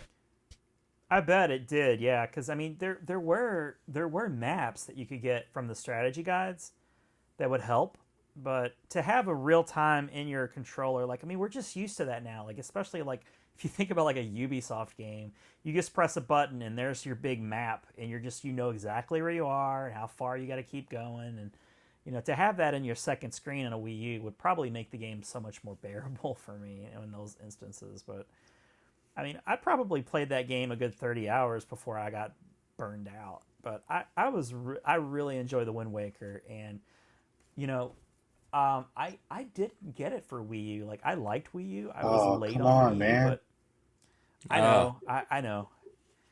2013, man. Can you believe the it? rumor is it'll come out on Switch. If it does come out on Switch, I promise you I'm going to get it, and I'll do my best to try and get further. I can't promise I'll beat it because I haven't beaten a single 3D Zelda game, but I'll try and get further at least. I'll try and get further. But I do really enjoy the Wind Waker. Unfortunately, it also had competition similar to N64, where you know I talked about the excitement of being out on my own. But also the N64 was like such a local multiplayer experience. You know, you had like all like Nick. You know, we would play Mario Golf and Mario 64. Like I just really was drawn in by those local multiplayer couch party type games. Yeah. And N60, you know, Zelda is just a very standalone. Like you can have fun watching somebody play it, but you know, it's a very singular experience. And with the Wind Waker, if you think about it, right around that time, we were still far up Halo's butt. You know, like we were playing Halo weekends like constantly around 2001, 2002. We were playing Halo all the time, and that was my first love. It was Halo. Like I was really kind of like I was enamored a little bit with the Xbox. Like it's so funny because like I joked so hard on the Xbox when it was first getting announced. And like with the Rock and shit, like in the press conference, and you see it in this like glass case, and it's like, remember it was like an X at first, like it just looked like an X. I just thought it was such a joke, and it turned out being like such a great big like pretty cool awesome thing, you know. Like I mean Xbox is still around. Can't say that about Sega. But yeah, Wind Waker, I like it better. I consider it to be a much better game than Ocarina of Time, just for me personally. I think my problem with Wind Waker wasn't that I got bored with it. I mean, there was that, but I just moved on to other stuff, and that happens all the time with me nowadays. Like I'll have a game that I'm just having a ball with, and then something else will come out, and I stop playing it, And to no if it's fault one of those, the like, game. Nope, to no fault of the game whatsoever. And if you spend long enough away from a game, you start to forget all the little, you know, And then it's hard to get intricacies of back in. It's just so Yeah. hard to get back into, and it's not the game's fault. It's amazing. I had that problem with Breath of the Wild. You know, like you get so immersed in it, but if you spend a couple of weeks away from it, You're when like, it starts to get to a month, 2 months, you're just like, wait, I don't remember. where was I? Yeah. Oh, what was hear I you. doing? Yeah, same problem. Yeah, so I would like to think that if I could just start anew with the Wind Waker, I could get further into it. So, and I really like that game. Martin or Nick, talk to me about Wind Waker. That, you know, anything that we haven't mentioned before. Like, do you have any like personal anecdotes about Wind Waker? That you can think of? Just beautiful game. I mean, I think I've really already said it. I love the look, the style. Martin, you anything about Wind Waker that you can think of? That just any nostalgic aspects of Wind Waker for you? I would say that I did feel like the dungeons were a lot smaller than, say, like Ocarina of Time or some of the other games, and it's even some of the newer games. I don't know if that's because they were just kind of spread out so much, and there were a lot of kind of like how Breath of the Wild has like those mini dungeons where you can kind of The go temples? in. Yeah, like the temples. I feel like Wind Waker had like, you know, they had like those ships where you could go on, or like a really small island you can go in and get something. But I felt like the main dungeons seemed tiny, and there didn't seem to be as many of them. I don't know. Okay. But I mean, I thought the graphics were awesome. The way you could like play the music, orchestrate that I mean, it was just amazing. Just, I mean, it just holds up even today, visually. I liked going through the towns too. Like, it was one of the first games where like I felt like the towns were alive with the people. Mm-hmm. You know, Yeah. like little kids running through the towns and stuff. Like, it just felt like a very alive game. Yeah, I have a lot of respect for the Wind Waker. yeah. All right, I guess we'll move on to the next game, which is a Game Boy Advance game, and it's a game that I'm just now getting familiar with because I bought a Game Boy Advance SP, but like the 101 version with like the backlit screen and stuff. So I was excited about getting some Game Boy Advance games, and you know, like I totally missed out on that generation. But the Minish Cap, which came out in 2004. Again, it's one of those games that's like under the Capcom and Nintendo umbrella. So however you want to process that in your own, like, what does that mean to you? Like, it's still a Zelda game, but there is that foreign aspect of it, I guess, you know, like how you would consider that to be a Zelda game. But I really enjoy, like, I'm playing it right now, actually, and I'm liking it a lot. I really enjoy the whole like miniaturized version of the environments and stuff. It kind of reminds me of like Rescue Rangers from the NES, where like you'll go into the little tree stump, and then next thing you know, like everything's huge and you're small. And I just enjoy there's a lot of humor in the game, and there's a lot of personality of the little bird that like rides around on your, whatever that thing is that rides around on your back. But I've got that one, you know, it's ranked. I haven't spent a whole lot of time with it. I hope to beat it, but to be honest, I'm still pretty early in it. Martin, what do you think about the Minish Cap? You got any specific memories of that? How do you feel about it? I never really got into it, quite honestly. I kind of felt like it was one of those side stories that I can't remember what I must have been playing something else. I'm just trying to think. It was like 2004. Right. Maybe I was jumping over to Xbox for a little bit at that point. Yeah, that was Yeah, I don't know. That was peak 360 right there. Yeah, that's probably Sure. what I was doing at that point. I mean, I was aware of Minish Cap. I mean, I've got it now, but I don't think I've played more than a few hours in it. Okay. What about you, Nick? I like it. You know, a lot of people don't like it, and I don't really know why. But I got it at the time, and I beat it, and I think it's a solid little Zelda title. I like it. Well, that's encouraging. I've been playing it for like an hour or so a night for the last week or so, and probably when we're done recording and I go lay in bed, I'll probably play it for a little while and just keep getting into it. But I'm enjoying it. It's fun. I really like the design of Link. I like the way he looks. I like his like hair and stuff. The way it kind of moves. Yeah. And I just think I like when they give Link that kind of look. I don't know how else to describe it other than like it's a very Link Between Worlds kind of look. He's got a little bounce to his step. Yeah, he does. I think it's the Link from the Four Swords game. That's what I remember. Okay. Yeah. Okay. And actually, that was something that I didn't like about the Four Swords was the way that Link looked in it. I don't know. There's something about it I just didn't like. Mm-hmm. Cool. Is it like the tallness of the sprite? Because he's like, I don't know. He's maybe there's a lot going on to him. He's like in a 2D like sprite as far as Link goes. He's like kind of a hybrid between like a Link to the Past and a Wind Waker. It's like if they took the Wind Waker Link and made a Link to the Past sprite out of him. That's I like that. Yeah, hadn't thought about that. That's a good point. All right, guys. Well, I guess we'll move on to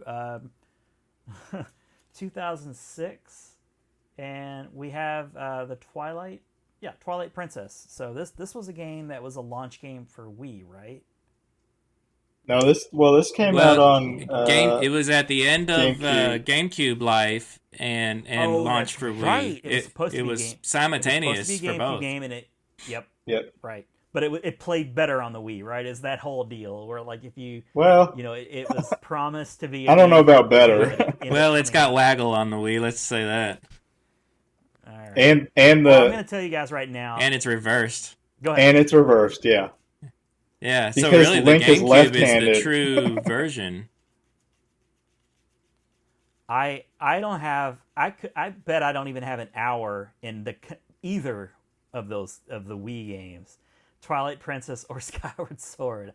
I don't like the Wii Zelda games. They don't appeal to me at all. And part of that might be because I was really into 360 at the time. I was really a fan of Xbox 360, and I think the Wii, it's almost like N64. There was something about the Wii that just wasn't, aside from that initial excitement of the Wii motion, like Wii bowling, fun as hell. Right. I'll always play Wii bowling. Wii tennis, fun. But when you start bringing that into like all of our favorite games, and I know you guys have mentioned before that like the Metroid Prime game's kind of the definitive version of the Metroid Prime, and you should play that on Wii probably. I just didn't enjoy playing games on the Wii. Yeah. Now that I look back and I'm honest with myself, I just didn't like it. I'm with you on that one, Ron. I was pretty late adopter to getting a Wii. I didn't really get that into it. I think I really got it because of the Wii Sports, like most people. Towards the end, I think I bought Twilight Princess and Skyward Sword on the Wii, but I never really got into those games. I think I was into 360 at that point. Mm-hmm. Nick, what about you, man? Do you have fond memories of either Twilight Princess or Skyward Sword? It's I mean, they're good games. I want to go back though and just kind of talk about the mirror image that we mentioned earlier on Twilight Princess, because it's really kind of interesting that so the GameCube one is really kind of the way it was meant to be, because like the map, if you look at the map of like and look at the map of like the original Legend of Zelda, you know how there's kind of like there's the that lake that's kind of in the middle, and you got like Death Mountain, you know, up at the top and whatever. And or really, I shouldn't say the original. I should say A Link to the Past, because it's got the village, Kakariko Village. So okay. Kakariko Village, you know, in A Link to the Past is on the left side, right? Right, it's off to the left. And you know, like in Twilight Prince. Well, shoot, I'm not. I'm thinking of the wrong one though. I'm thinking of Ocarina of Time. Was Ocarina of Time flipped for some reason? Because it's on the right. It's flipped. You mean like the N64 and the 3DS, Nick? Is that what you're talking about? I don't know what I'm saying anymore. Because I remember hearing something about this, but now I'm questioning myself though, because I'm trying to think of the map for Twilight Princess is flipped. Is I know it is flipped. Well, I know it's flipped, but I'm forgetting how the map is set up on it though. Because I'm thinking of the map of Ocarina of Time. Get out your trusty guide here. Because it seems like locations of like Kakariko Village and everything that they're opposite of where you would normally see them be. Like if it was in an older game. What was your point though, Nick? What's the significance of that? Well, what I just said, that landmarks are flipped from what you have seen them in older games. Okay. So it more than anything else, it just kind of throws you off for a minute or two because you're just used to going one way or the other. I don't know if it really throws you off so much as you're playing a fresh new game, and so you're kind of learning everything as you go. But if you were to compare it with start kind of overlapping landmarks that they've kind of they roughly kind of try to keep the same locations in the same general area, like Kakariko Village, Death Mountain, these different landmarks that have kind of shown up in multiple Zelda games. Oh, okay. I got you. I think I understand what you're saying now. Okay. Yeah, here it says in the official guide, it says Link is left-handed in the GameCube version, and then and truly that's why they flipped in the Wii version. Because Link is left-handed and most people are right-handed, they thought it would kind of throw people off. But if they had the motion control, well, why am I doing the motion control with my right hand, but his left hand is swinging? Truly, that's why they flipped it. Yeah. That's interesting that like just a personal this personal choice of the character, like nobody had to like why would they even choose to make him left-handed anyway? Yeah, I don't know. That's just that. Sure. Yeah, he just started that way, and okay. Because it's funny how like they would make these choices due to like technical limitations on old games, but by now you can make him left-handed and you wouldn't be limited. Like you just decided to make him left-handed. Like why? Yeah, it's like why didn't they just flip Link to be right-handed? Like who's going to notice, right? I don't know. Yeah. Okay.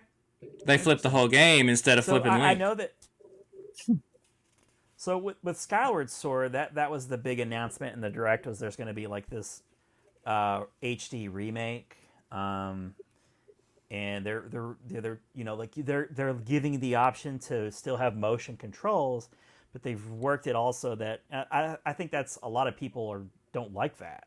It's just like people get sore. It's like this. It's fun at first, but by the end of it, you just want to play. It's a neat gimmick, but it annoyed. Which is the Wii in a nutshell. Yeah, it was a total put-off for me for that game. It's a neat gimmick, but it was a put-off in that it forced you to do precise cuts to do certain things. Like to beat a boss, right now you have to cut it at this angle in order to even hit him, kind of a thing. And yeah, that was a put-off. Yeah. So are you guys any more excited about this remake now that they're using the right analog to use those precise cuts? I'm interested in trying it out. I don't think it's gonna. I mean, like all Zelda games, I like it fine. It's not my favorite, but it's fine. And I don't really think that's going to change much anything. I think it's just going to be easier to play. Okay. I was watching the presentation, and since I didn't play it, and never even bought it. Like they're talking about how there were so many aspects of Skyward Sword that ended up leading to major gameplay choice, like gameplay functions or whatever you want to call it, like in Breath of the Wild. Like there's a lot of Skyward Sword in Breath of the Wild, I guess is what I'm saying. Like there's stamina, climbing things. Oh, yeah. And, Yeah. you do a lot of the gliding and things like that. So I wonder if, knowing that, I might be more interested, because I did enjoy those mechanics in Breath of the Wild, or if I'll be turned off because they're like less refined versions of those mechanics, and I just may not enjoy it very much at all. Yeah. I mean, the one thing I remember about Skyward Sword is like it seemed like the levels were really small. I don't know if that was like a limitation of the Wii or what, but it was just like you felt like really boxed in. I mean, compared even to like Ocarina of Time or some of the other games, especially Another Breath of big the Wild. thing, a big thing about Skyward Sword is just getting into it. You don't even start like the meat of the game for like a good 45 minutes in. Yeah. You start out with just a lot of story and Slow intro, very slow. Link's life with he's like good friends with Zelda and this and that, and before you even like come out of the clouds and go down to the land for the first time, it takes a long time to even get into it. Yeah. Mm. I remember you saying that, Nick. I remember you telling me about that. Like, well, maybe it was because I had mentioned, I watched the Direct and I said that there was going to be a HD remake of Skyward Sword, and you're like, be prepared. It's a slow start, Yeah. and I don't. There's a recurring bad guy in it that I just don't like. I just don't like him. I just don't like the character design. He's annoying. That's fair enough. I skipped over one game of Phantom Hourglass that, because I've lumped in pretty unfairly. There may be people that are watching this or listening to this who love Twilight Princess and Skyward Sword, and we're just sort of flippantly, skipping through them. But Phantom Sword was, I guess, another Game Boy Advance. Or was that a DS? Phantom DS. Hourglass was DS, yeah. Yeah, DS. And in a very Nintendo fashion, and it was gimmicky that you must use the DS stylus and do things. Yeah. Did you use the stylus to move him? Yeah, I think so. Yeah, I don't even think you used the D-pad at all. You just kind of drag your stylus across the screen, and it kind of like a mobile game would do, Yeah. That seems like such a turnoff. Like, I don't know why they would insist on. I tried to play that one. I didn't gimmicky. get super far. It's just very gimmicky. But it's the DS. It was kind of one of those where it was like the DS is a cool. Nintendo was like, "Hey, we need to, make a game that uses the dual screen capability. Let's leverage the Zelda property to do it, right? Zelda characters, Link." Yeah, and the dual screen is a neat concept. Like the DS. So I'd mentioned, like, I didn't play the Game Boy Color really at all, and I skipped the Game Boy Advance. Oh man, Game Boy Advance really, is the Game awesome. Boy Advance just seems like a beefed up Super Nintendo, Yeah, it was. really. And I just missed out. But I kind of got a little bit interested in the DS, like with Brain Age. Brain Age. Tease, like what was it? Brain Age. Yeah, I thought it was cool. Like I liked the dual screen, but I was only kind of interested, and this came out around that time, and when the 3DS came out, I got like really interested again. Like I was really impressed with 3DS. Like I don't know what it was. I just really liked the 3DS. Just like a beefed up, bumped up version of a DS, but the gimmick, of course, was 3D. which 3D was like a huge gimmicky thing in movies at the time, which I was really into. And some games utilized it really well, and a lot of games didn't even really care. But yeah, I hate to just go past Phantom Hourglass, but I mean, at least you guys have played it. Yeah. You guys say it's it's worth checking out. I guess it's neat that it was a DS game, and the graphics look really colorful. I mean, for the DS, it looked really good. I mean, one that was pretty similar was Spirit Tracks. It's kind of the same kind of, use the stylus to move around kind of a thing. What did Spirit Tracks come out on? It was just DS. The DS also. It was kind of, with me, it was kind of like the whole Majora's Mask thing. It came out very quickly after the other one, and so it was like just to me like a cash grab kind of thing. Yeah. And it's like I already bought. I was using The Verge article. I was just Sorry, Nick, go ahead. saying that I already bought Phantom Hourglass. Didn't really get into it. Spirit Tracks, I don't get it. There's a train. Train doesn't seem like it fits in the Zelda universe at all, and so I just didn't even get it. Yeah. Your dad might have liked it, though, if there was a train.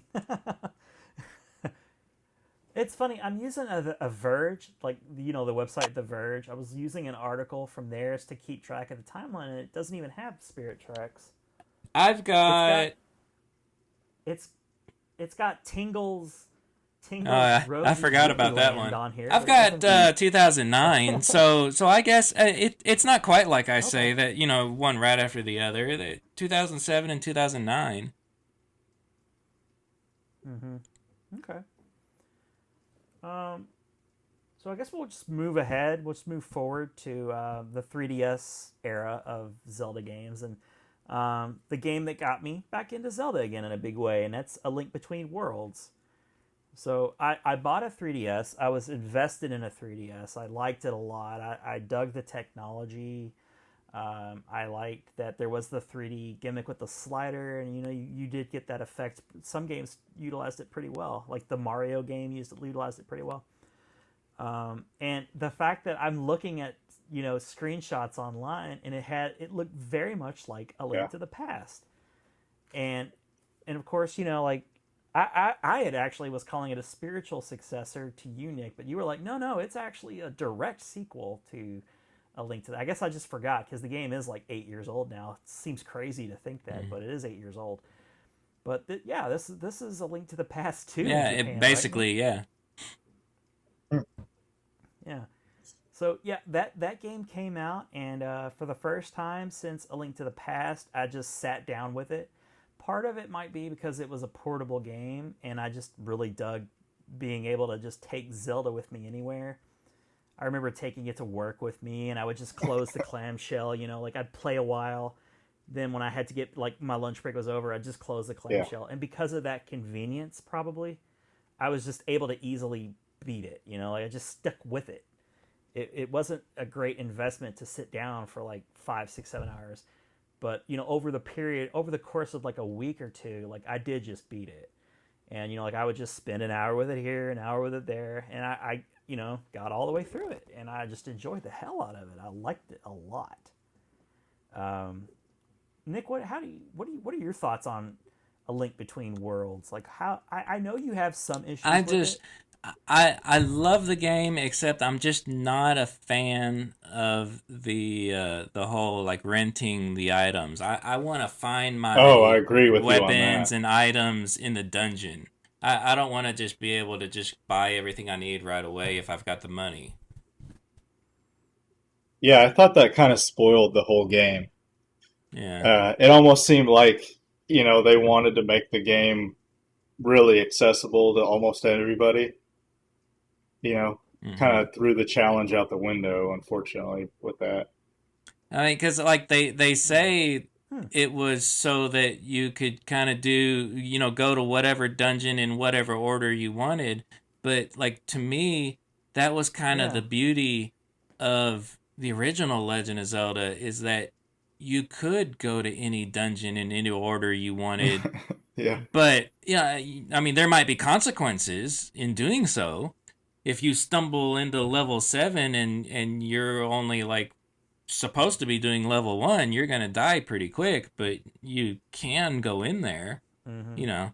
And it used to be kind of a challenge for me that I would like purposefully try to do things ahead of when I'm, you know, quote unquote supposed to be doing it. Like I beat level 3 first or something. It kind of it was like one of those things I don't with what Nintendo would always do with the DS and like the 3DS. It seemed like the Mario games, the Zelda games were almost like half the length of like the full console versions. It just seemed like I don't know, they wanted to make them a lot easier, make them a lot shorter. Yeah.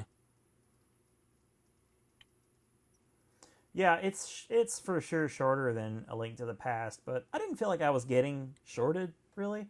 I guess maybe my expectations were just in the right place, and knowing that it's like, you know, a mobile version of a Zelda game. I mean, Breath of the Wild changed the game forever, but I mean, you know, maybe if you think about it, even A Link's Awakening is a much smaller game, really, even though it felt pretty big at the time. I don't know. I guess I respect that you guys feel that way. It just I love the look of the game, though. You know, and a similar. Yeah. Oh yeah, and I do like the flat, like, you know, like when he like becomes 2-dimensional and like can go around. Like I like the puzzle aspect of that. I thought that was really fun. It was a very addictive hook. But you know, it's to me, like with the whole like renting your stuff. Like, I mean, they were just trying something new. And it's like people get upset with Breath of the Wild with the destructible weapons. You know, like I know some people hate that, but they still really enjoy that game. So, you know, that's fine. I respect that. I mean, yeah, it is. There are times when I'm playing like Breath of the Wild or whatever, and I get a weapon. I'm like, I don't want to. It's like you don't even want to use it because you don't want it to break. Yeah, exactly. It's exactly right. All right, so yeah, I just really dig that game. I don't know, like, if I necessarily have a whole lot of critiques about it, but I mean, I respect the ones that people have. Anybody have anything else they want to mention about Breath of the, or A Link Between Worlds? All right, let's talk about Breath of the Wild, and then we'll move on to our top 5. I mean, it's kind of like that typical BitGeek thing. It's like, what do you got to say about Breath of the Wild? I mean, it's nothing we could say that's a unique thought. I mean, for me personally, the Nintendo Switch, when it came out, I was totally sold. I was ready for Nintendo to be back. And I bought the Wii U late, and I actually ended up really enjoying the Wii U. I thought the games were excellent. It had a weird history to it. You know, it just had a weirdness to it, and it just didn't work. And when the Switch came out, there was all this excitement, even after disastrous, like that, you know, live event they had in Japan, like that went horrible. It I don't remember that one. really well, but you know, do you guys remember that? Oh, it was so awkward and weird. They did like an E3 thing in Japan, and it turned people off the Switch for a little bit. Like, people were so excited about it, and then they saw that, and they're like, this sucks. The same old Nintendo. What the hell are they doing? This is just the Wii U all over again. But I was so excited about Switch, and of course, you'd seen the Breath of the Wild as a Wii U game, and it was supposed to be a Wii U game. This is what I bought first. Yeah. I'm so disappointed. I'll tell you something here. Like, this was supposed to be the better version because originally you were supposed to use the Wii U pad as like the maps and stuff. And there were supposed to be additional features and things that they ended up cutting so they could focus on the Switch version. Yeah. I hear you, dude. But I mean, and honestly, the Wii U just couldn't run it as well either, too, right? Like, weren't there lots of issues with like it trying to like pull it off? Like, it wasn't that bad. I mean, kind of. I mean, there were some spots that was a little choppy, but it was. Well, they might have patched it was pretty too. good. I mean, it wasn't that bad. But I mean, so the Switch was a huge deal, and like Breath of the Wild was like a launch game with the Switch. So, and it was a console Zelda game, fully playable portably, and that's mainly how I played it. I did hook it up to the dock a few times, but most of the time I played it mobile. You know, like I took it with me and played it, laying in bed, whatever. It was like the dream realized, really, with the Switch. And, you know, it was like the premier game to play. I mean, there were a couple of games that came out for the Switch, and they had, you know, some indie games that were interesting. And, like, there was, like, the whole, like, forever and ever, like, what are they going to do with the Virtual Console? Like, what are they going to do with the Virtual Console? Like, for that first, like, 6 months to a year, like, it was a Breath of the Wild machine. And it was perfect. I mean, I don't even know how to say it all out. I didn't beat it. I got to a point where it's sort of funny. Like, I got so powerful, like I could have at any point fought Ganon and probably beat it pretty easily, but I wasn't ready for the game to end, so I stupidly put it down. Yeah. And I never went back to it. That happened to me too, Ron. So I was Yeah. I was definitely on track. Because you know how, like, in the Switch, you can track your friends, like, how many hours you've played it? I mean, I was approaching, like, 100 hours. I mean, it was a long time. Well higher, like, any other Zelda game, more hours played on Breath of the Wild than any of the other games, probably combined. But I just didn't want it to end, and I quit playing it, and it was just a dumb thing to do. And, like, now I'm too intimidated to jump back in and I came very close to that.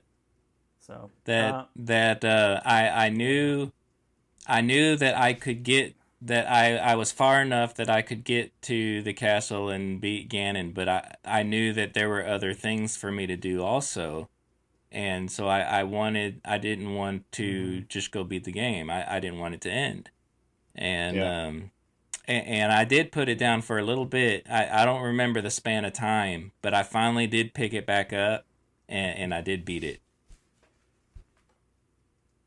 Yeah. Good for you. Good for you, man. Breath of the Wild 2, when it comes out, I'm gonna have to be disciplined and just beat it. Just do it. You know, there's no. I do still need to play those the expansion packs though that had the stories of the Guardians or whatever you call those main characters. But I still need to play that. They're called Guardians. I started it and I didn't get far. It is interesting.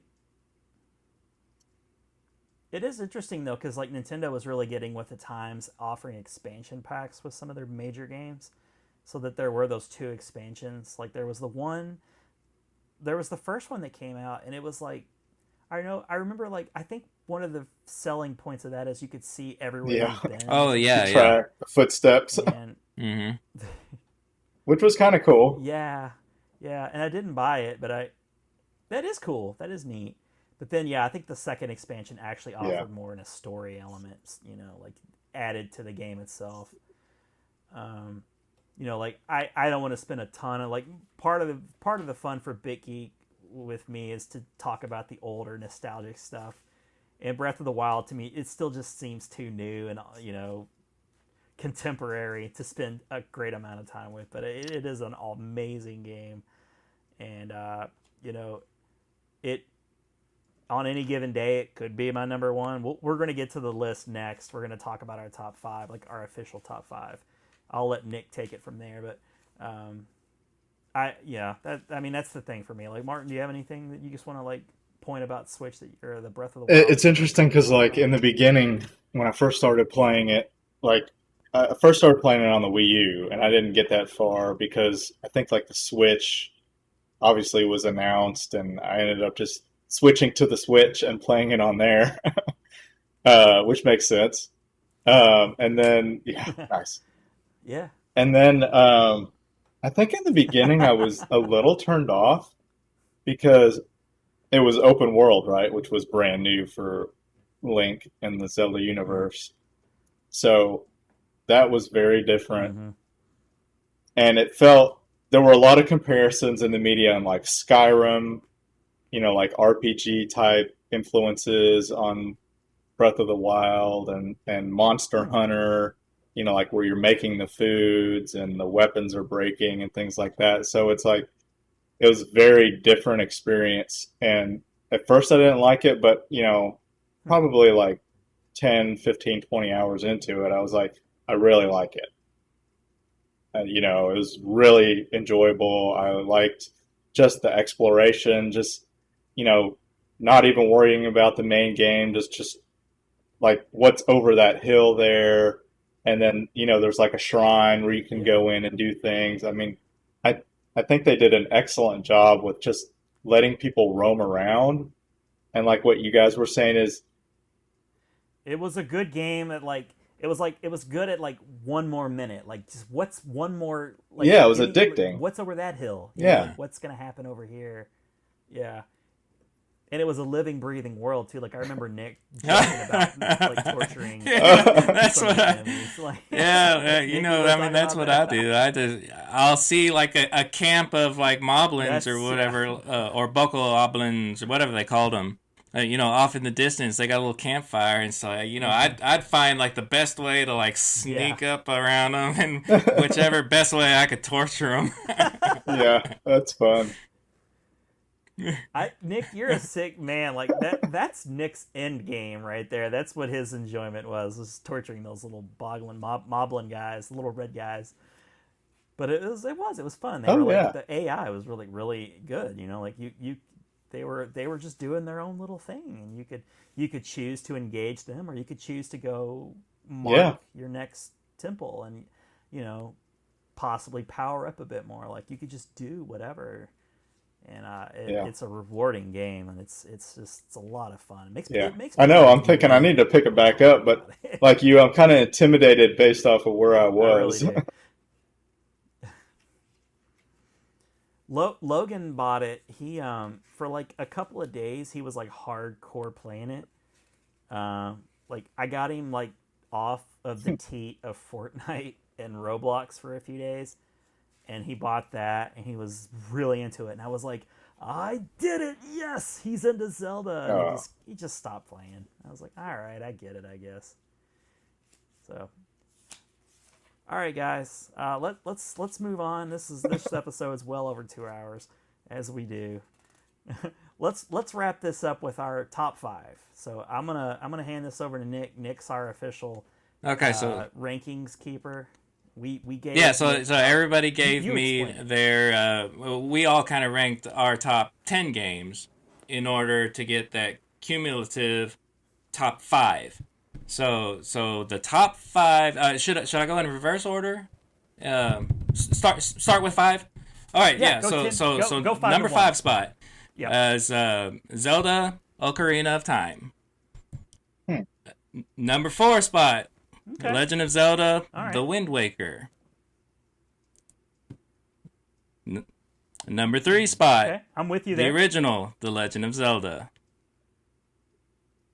Number 2 spot. Okay. Legend of Zelda, Breath of the Wild. Nice. Which leaves the number 1 spot. BitGeek's favorite Zelda game, The Legend of Zelda, A Link to the Past. Nice.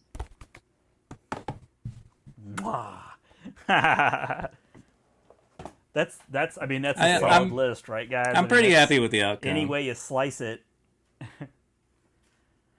Yeah, any way you slice it, those are probably the 5 most influential Zelda games. And you know, we can now, I guess, talk about Nick. Do you mind just going over our individual 10s? Could you just talk about so you had ranked I'll start with Martin. 10? Okay, go ahead with me. That's fine. So Martin, number 1 for Martin was Ocarina of Time, which he already had mentioned it's a masterpiece, right?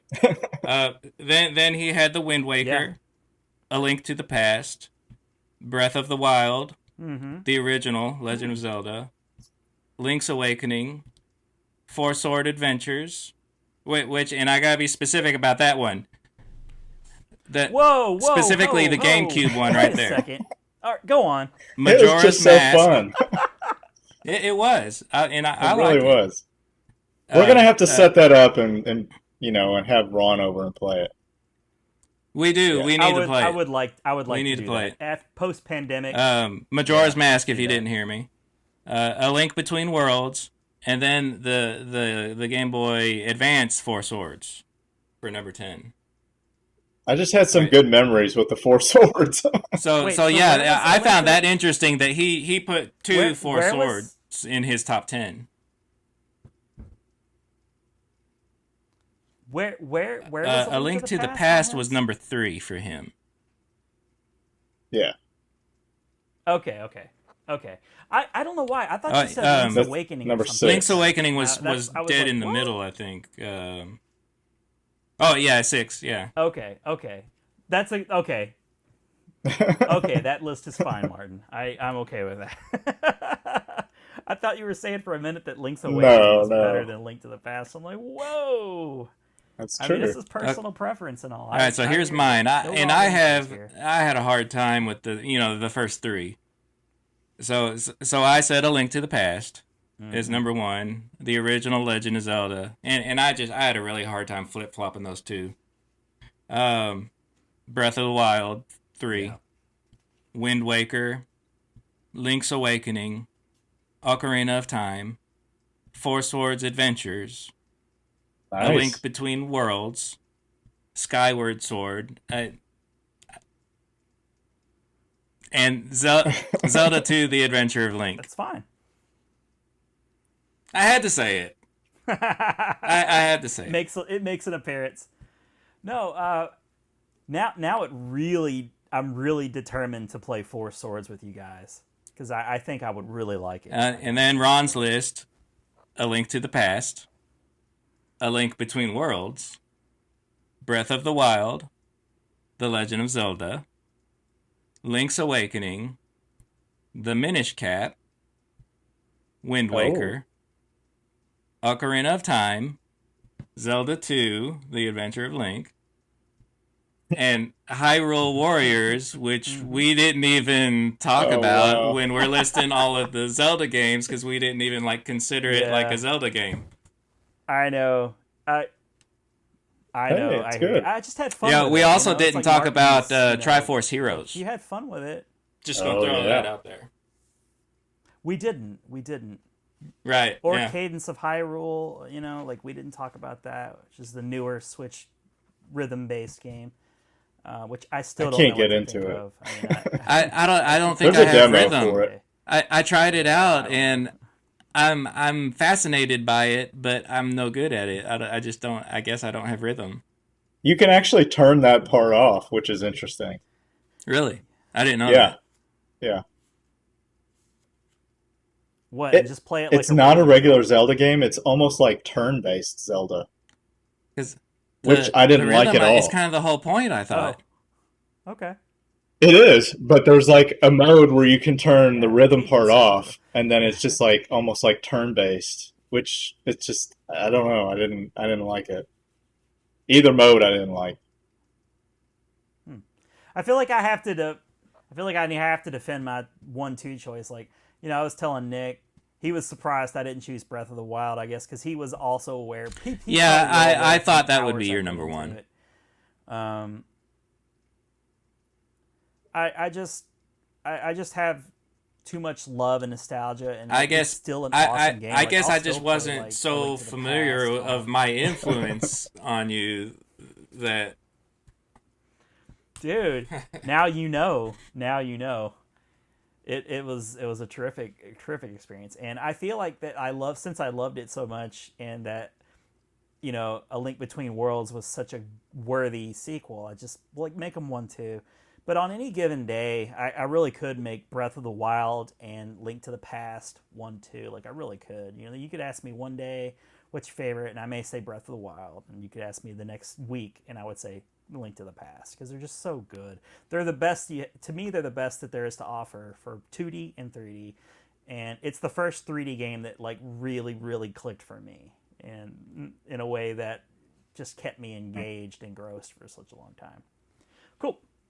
All right, well, that brings us to the last part of the show. I asked each of us to mention, or at least talk, maybe show, if you have it. If you don't, just maybe mention it, 2 pieces of Zelda merch, over the 35 years of Zelda, there's been a lot of toys and, you know, whatever have you, like just tons of stuff that's got the Zelda name on it. And, you know, like I was looking at on eBay, and there's just tons of goofy, silly, funny stuff out there. But I thought we could just do show and tell and each take turns just to show off one item or talk about one. Maybe it's something that you wanted that you just haven't had a chance to buy yet, but maybe it's just too expensive and you can't afford it. But Nick, why don't you start us out? Why don't you show us your first piece of Zelda merch? Well, you say first piece, like my first piece of Zelda merchandise I ever got? No. I know. The one you want to get show. it. No. I mean, like your first choice. I want to show this. Oh, nice. I love this book. Oh, look at that. This book, and I forget when exactly I got it, because I this is not something I got like when it was something, you know, you see in like the back of Nintendo Power like over and over and over. That was like this, and also like How to Win at Super Mario Brothers, and I always wanted one. Never got one, you know, at that time. Finally, I guess maybe eBay or something. I don't know, but yeah, just, you know, full of the maps and just one of, and I always loved this. You know, there was this model. Nick is showing the tip. The Legend of Zelda Tips and Tactics, and Tips and Tactics. Yeah, it's a little book. It's like this. It's roughly the size like a Nintendo cartridge. It's like, about the size you of a Nintendo cartridge. 2 palms or something. Yeah, and so how did you get that? Well, that's how you would originally have got it back in the day. You mail order. I think I ended up getting it on eBay. I think. Okay. I've seen that before, and I love. You know, we always talk about one of the greatest instruction manuals ever is the original Legend of Zelda manual. Like, it's so good, and that looks just like that's beautiful. Oh, so yeah, got, yeah. All the maps, like where stuff, everything is, you know, where you can bomb. Yeah, it's just full of it. Is that like the NES 8-bit version of my beloved A Link to the Past strategy guide? What year was that printed? Yeah. I don't know. I'm just curious if it was like a lot later. That's a good shape. After the game came out, or I don't see a year anywhere. I've seen that so many times. And odd thing is, like, I was not a Nintendo Power subscriber, but Nick would bring his Nintendo Power. Oh, fantastic! And I probably, yeah, that's cool, man. I'll have to put that on my wanted list and see if I can't see what that's going for on eBay nowadays. I know, like early issues of Nintendo Power, they advertise this in it, so you know, just you can whatever year you know that is. Mm-hmm. Do you remember? Yeah, do you know how much it cost back no idea. then? Yeah. Does it have like a price on it? No. Okay. Cool. That's cool, man. I love that the first thing you brought out was like some old classic, you know, piece of nostalgia. Sure, yeah. Martin, this isn't very classic, what do you but got for us? you guys all probably have one of these. Hyrule Historia. Oh, Ron, you need to get one of these. I've seen that. Oh my god! I don't own it, but I want to. This is fantastic book. I hear you. This one? Yeah. Yep. There you go. Nick's showing his off. I mean, it's so cool. It's got like the concept art for, I think, almost all the games. It's just a really cool collectible book. You know, sketches of characters. It's even got some of the samples of like the manga comics in there that we were talking about. Yeah. There you go. Yeah, it even talks about BS, The Legend of Zelda, in the back here.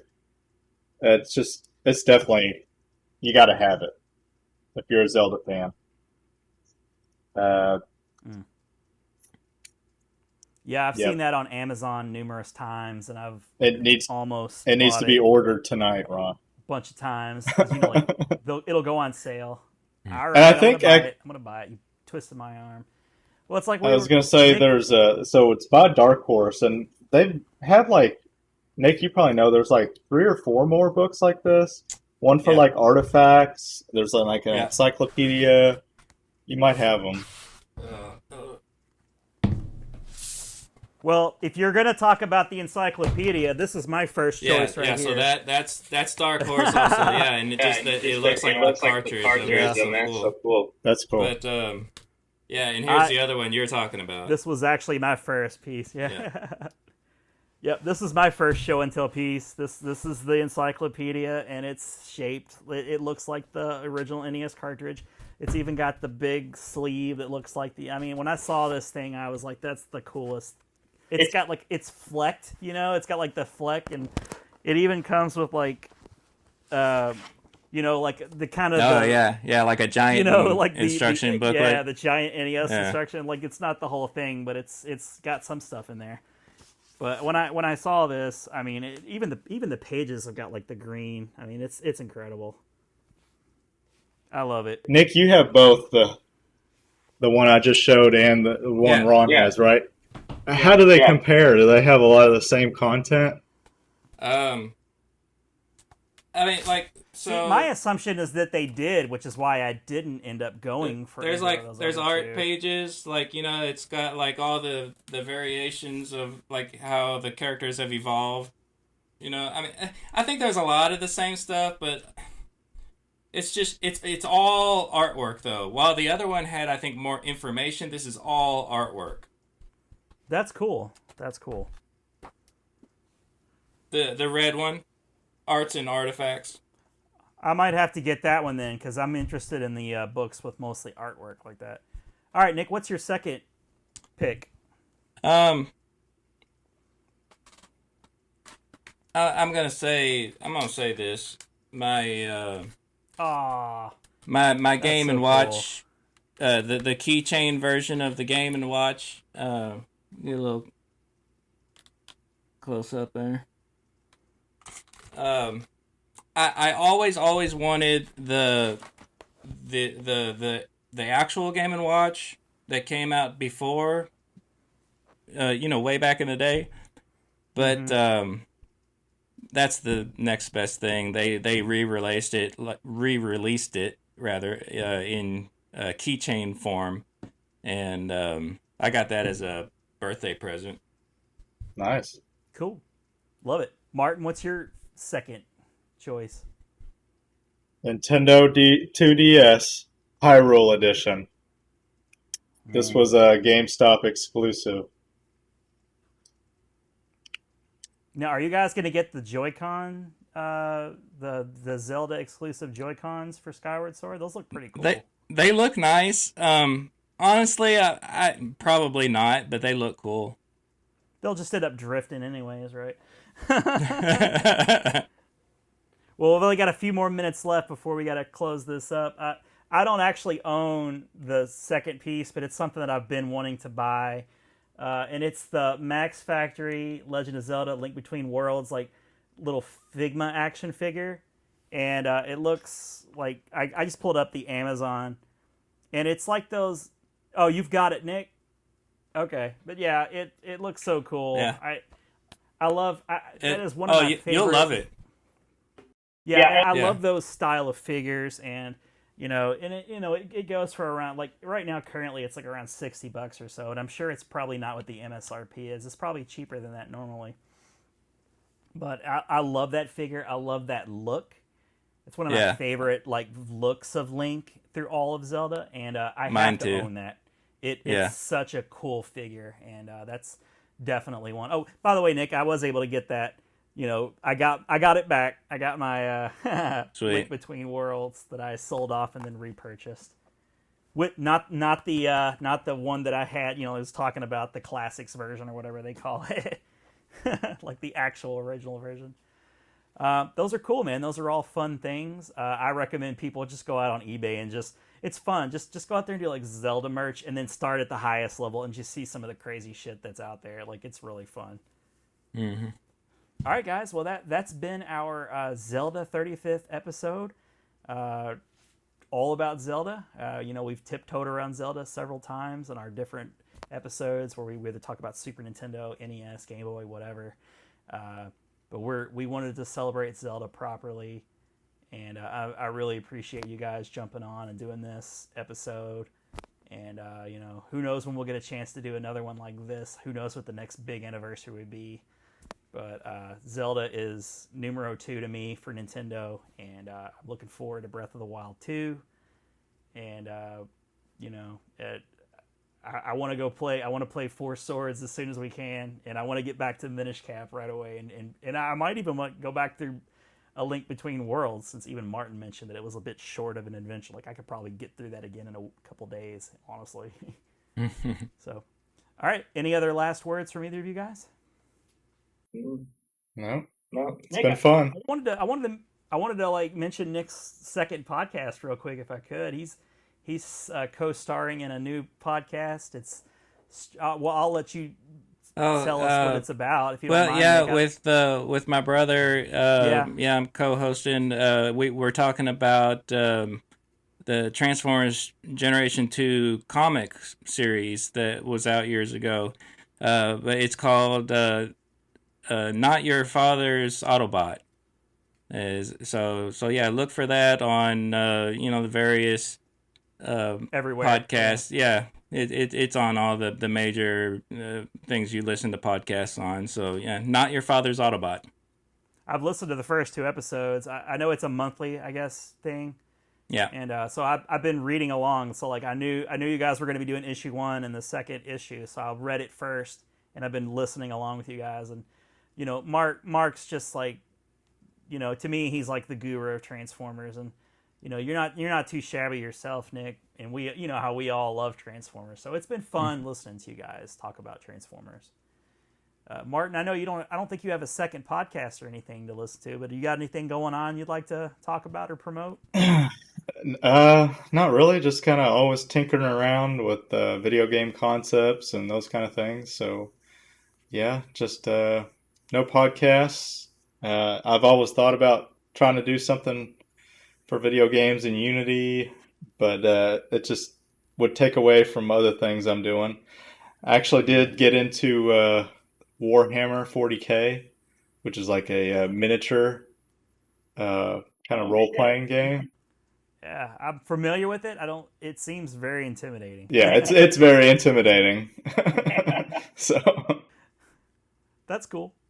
That's cool. I've always wanted, and I know this is not the same thing, but to me it's like tabletop type stuff and in the same vein. But I thought it might be fun to like try to get into like a D&D campaign with somebody who's like real casual about it, because like that's one of those like deals where I've played D&D with some people who were big into it. And they were just like really serious about it, and it was just fun to be a part of. But I think everybody should be on the same level to really enjoy it. But right. Who knows? Maybe one day I'll find somebody who's like me, wants to play it, and just wants to get in on a very casual basis. All right. Well, thanks for everybody for listening or watching. Of course, we're a BitGeek podcast. Who you can listen to us on any of the different podcast feeds. Who knows when the next episode is going to be released? We've kind of been real sporadic with our releases, but it's pandemic times, and when something special comes along, we can always jump in and talk about it. And depending on how this goes, maybe there's something else I know, like I really wanted to do like a toys episode before things went south a year or so ago. So maybe we could revisit that idea next time, like a New York like toy show or whatever comes out. We can talk about some of the cool stuff that's out there. But I've been one of your hosts, Ron Avis. I'm Nick Wright. I'm Martin Reimer. And we'll see you next time.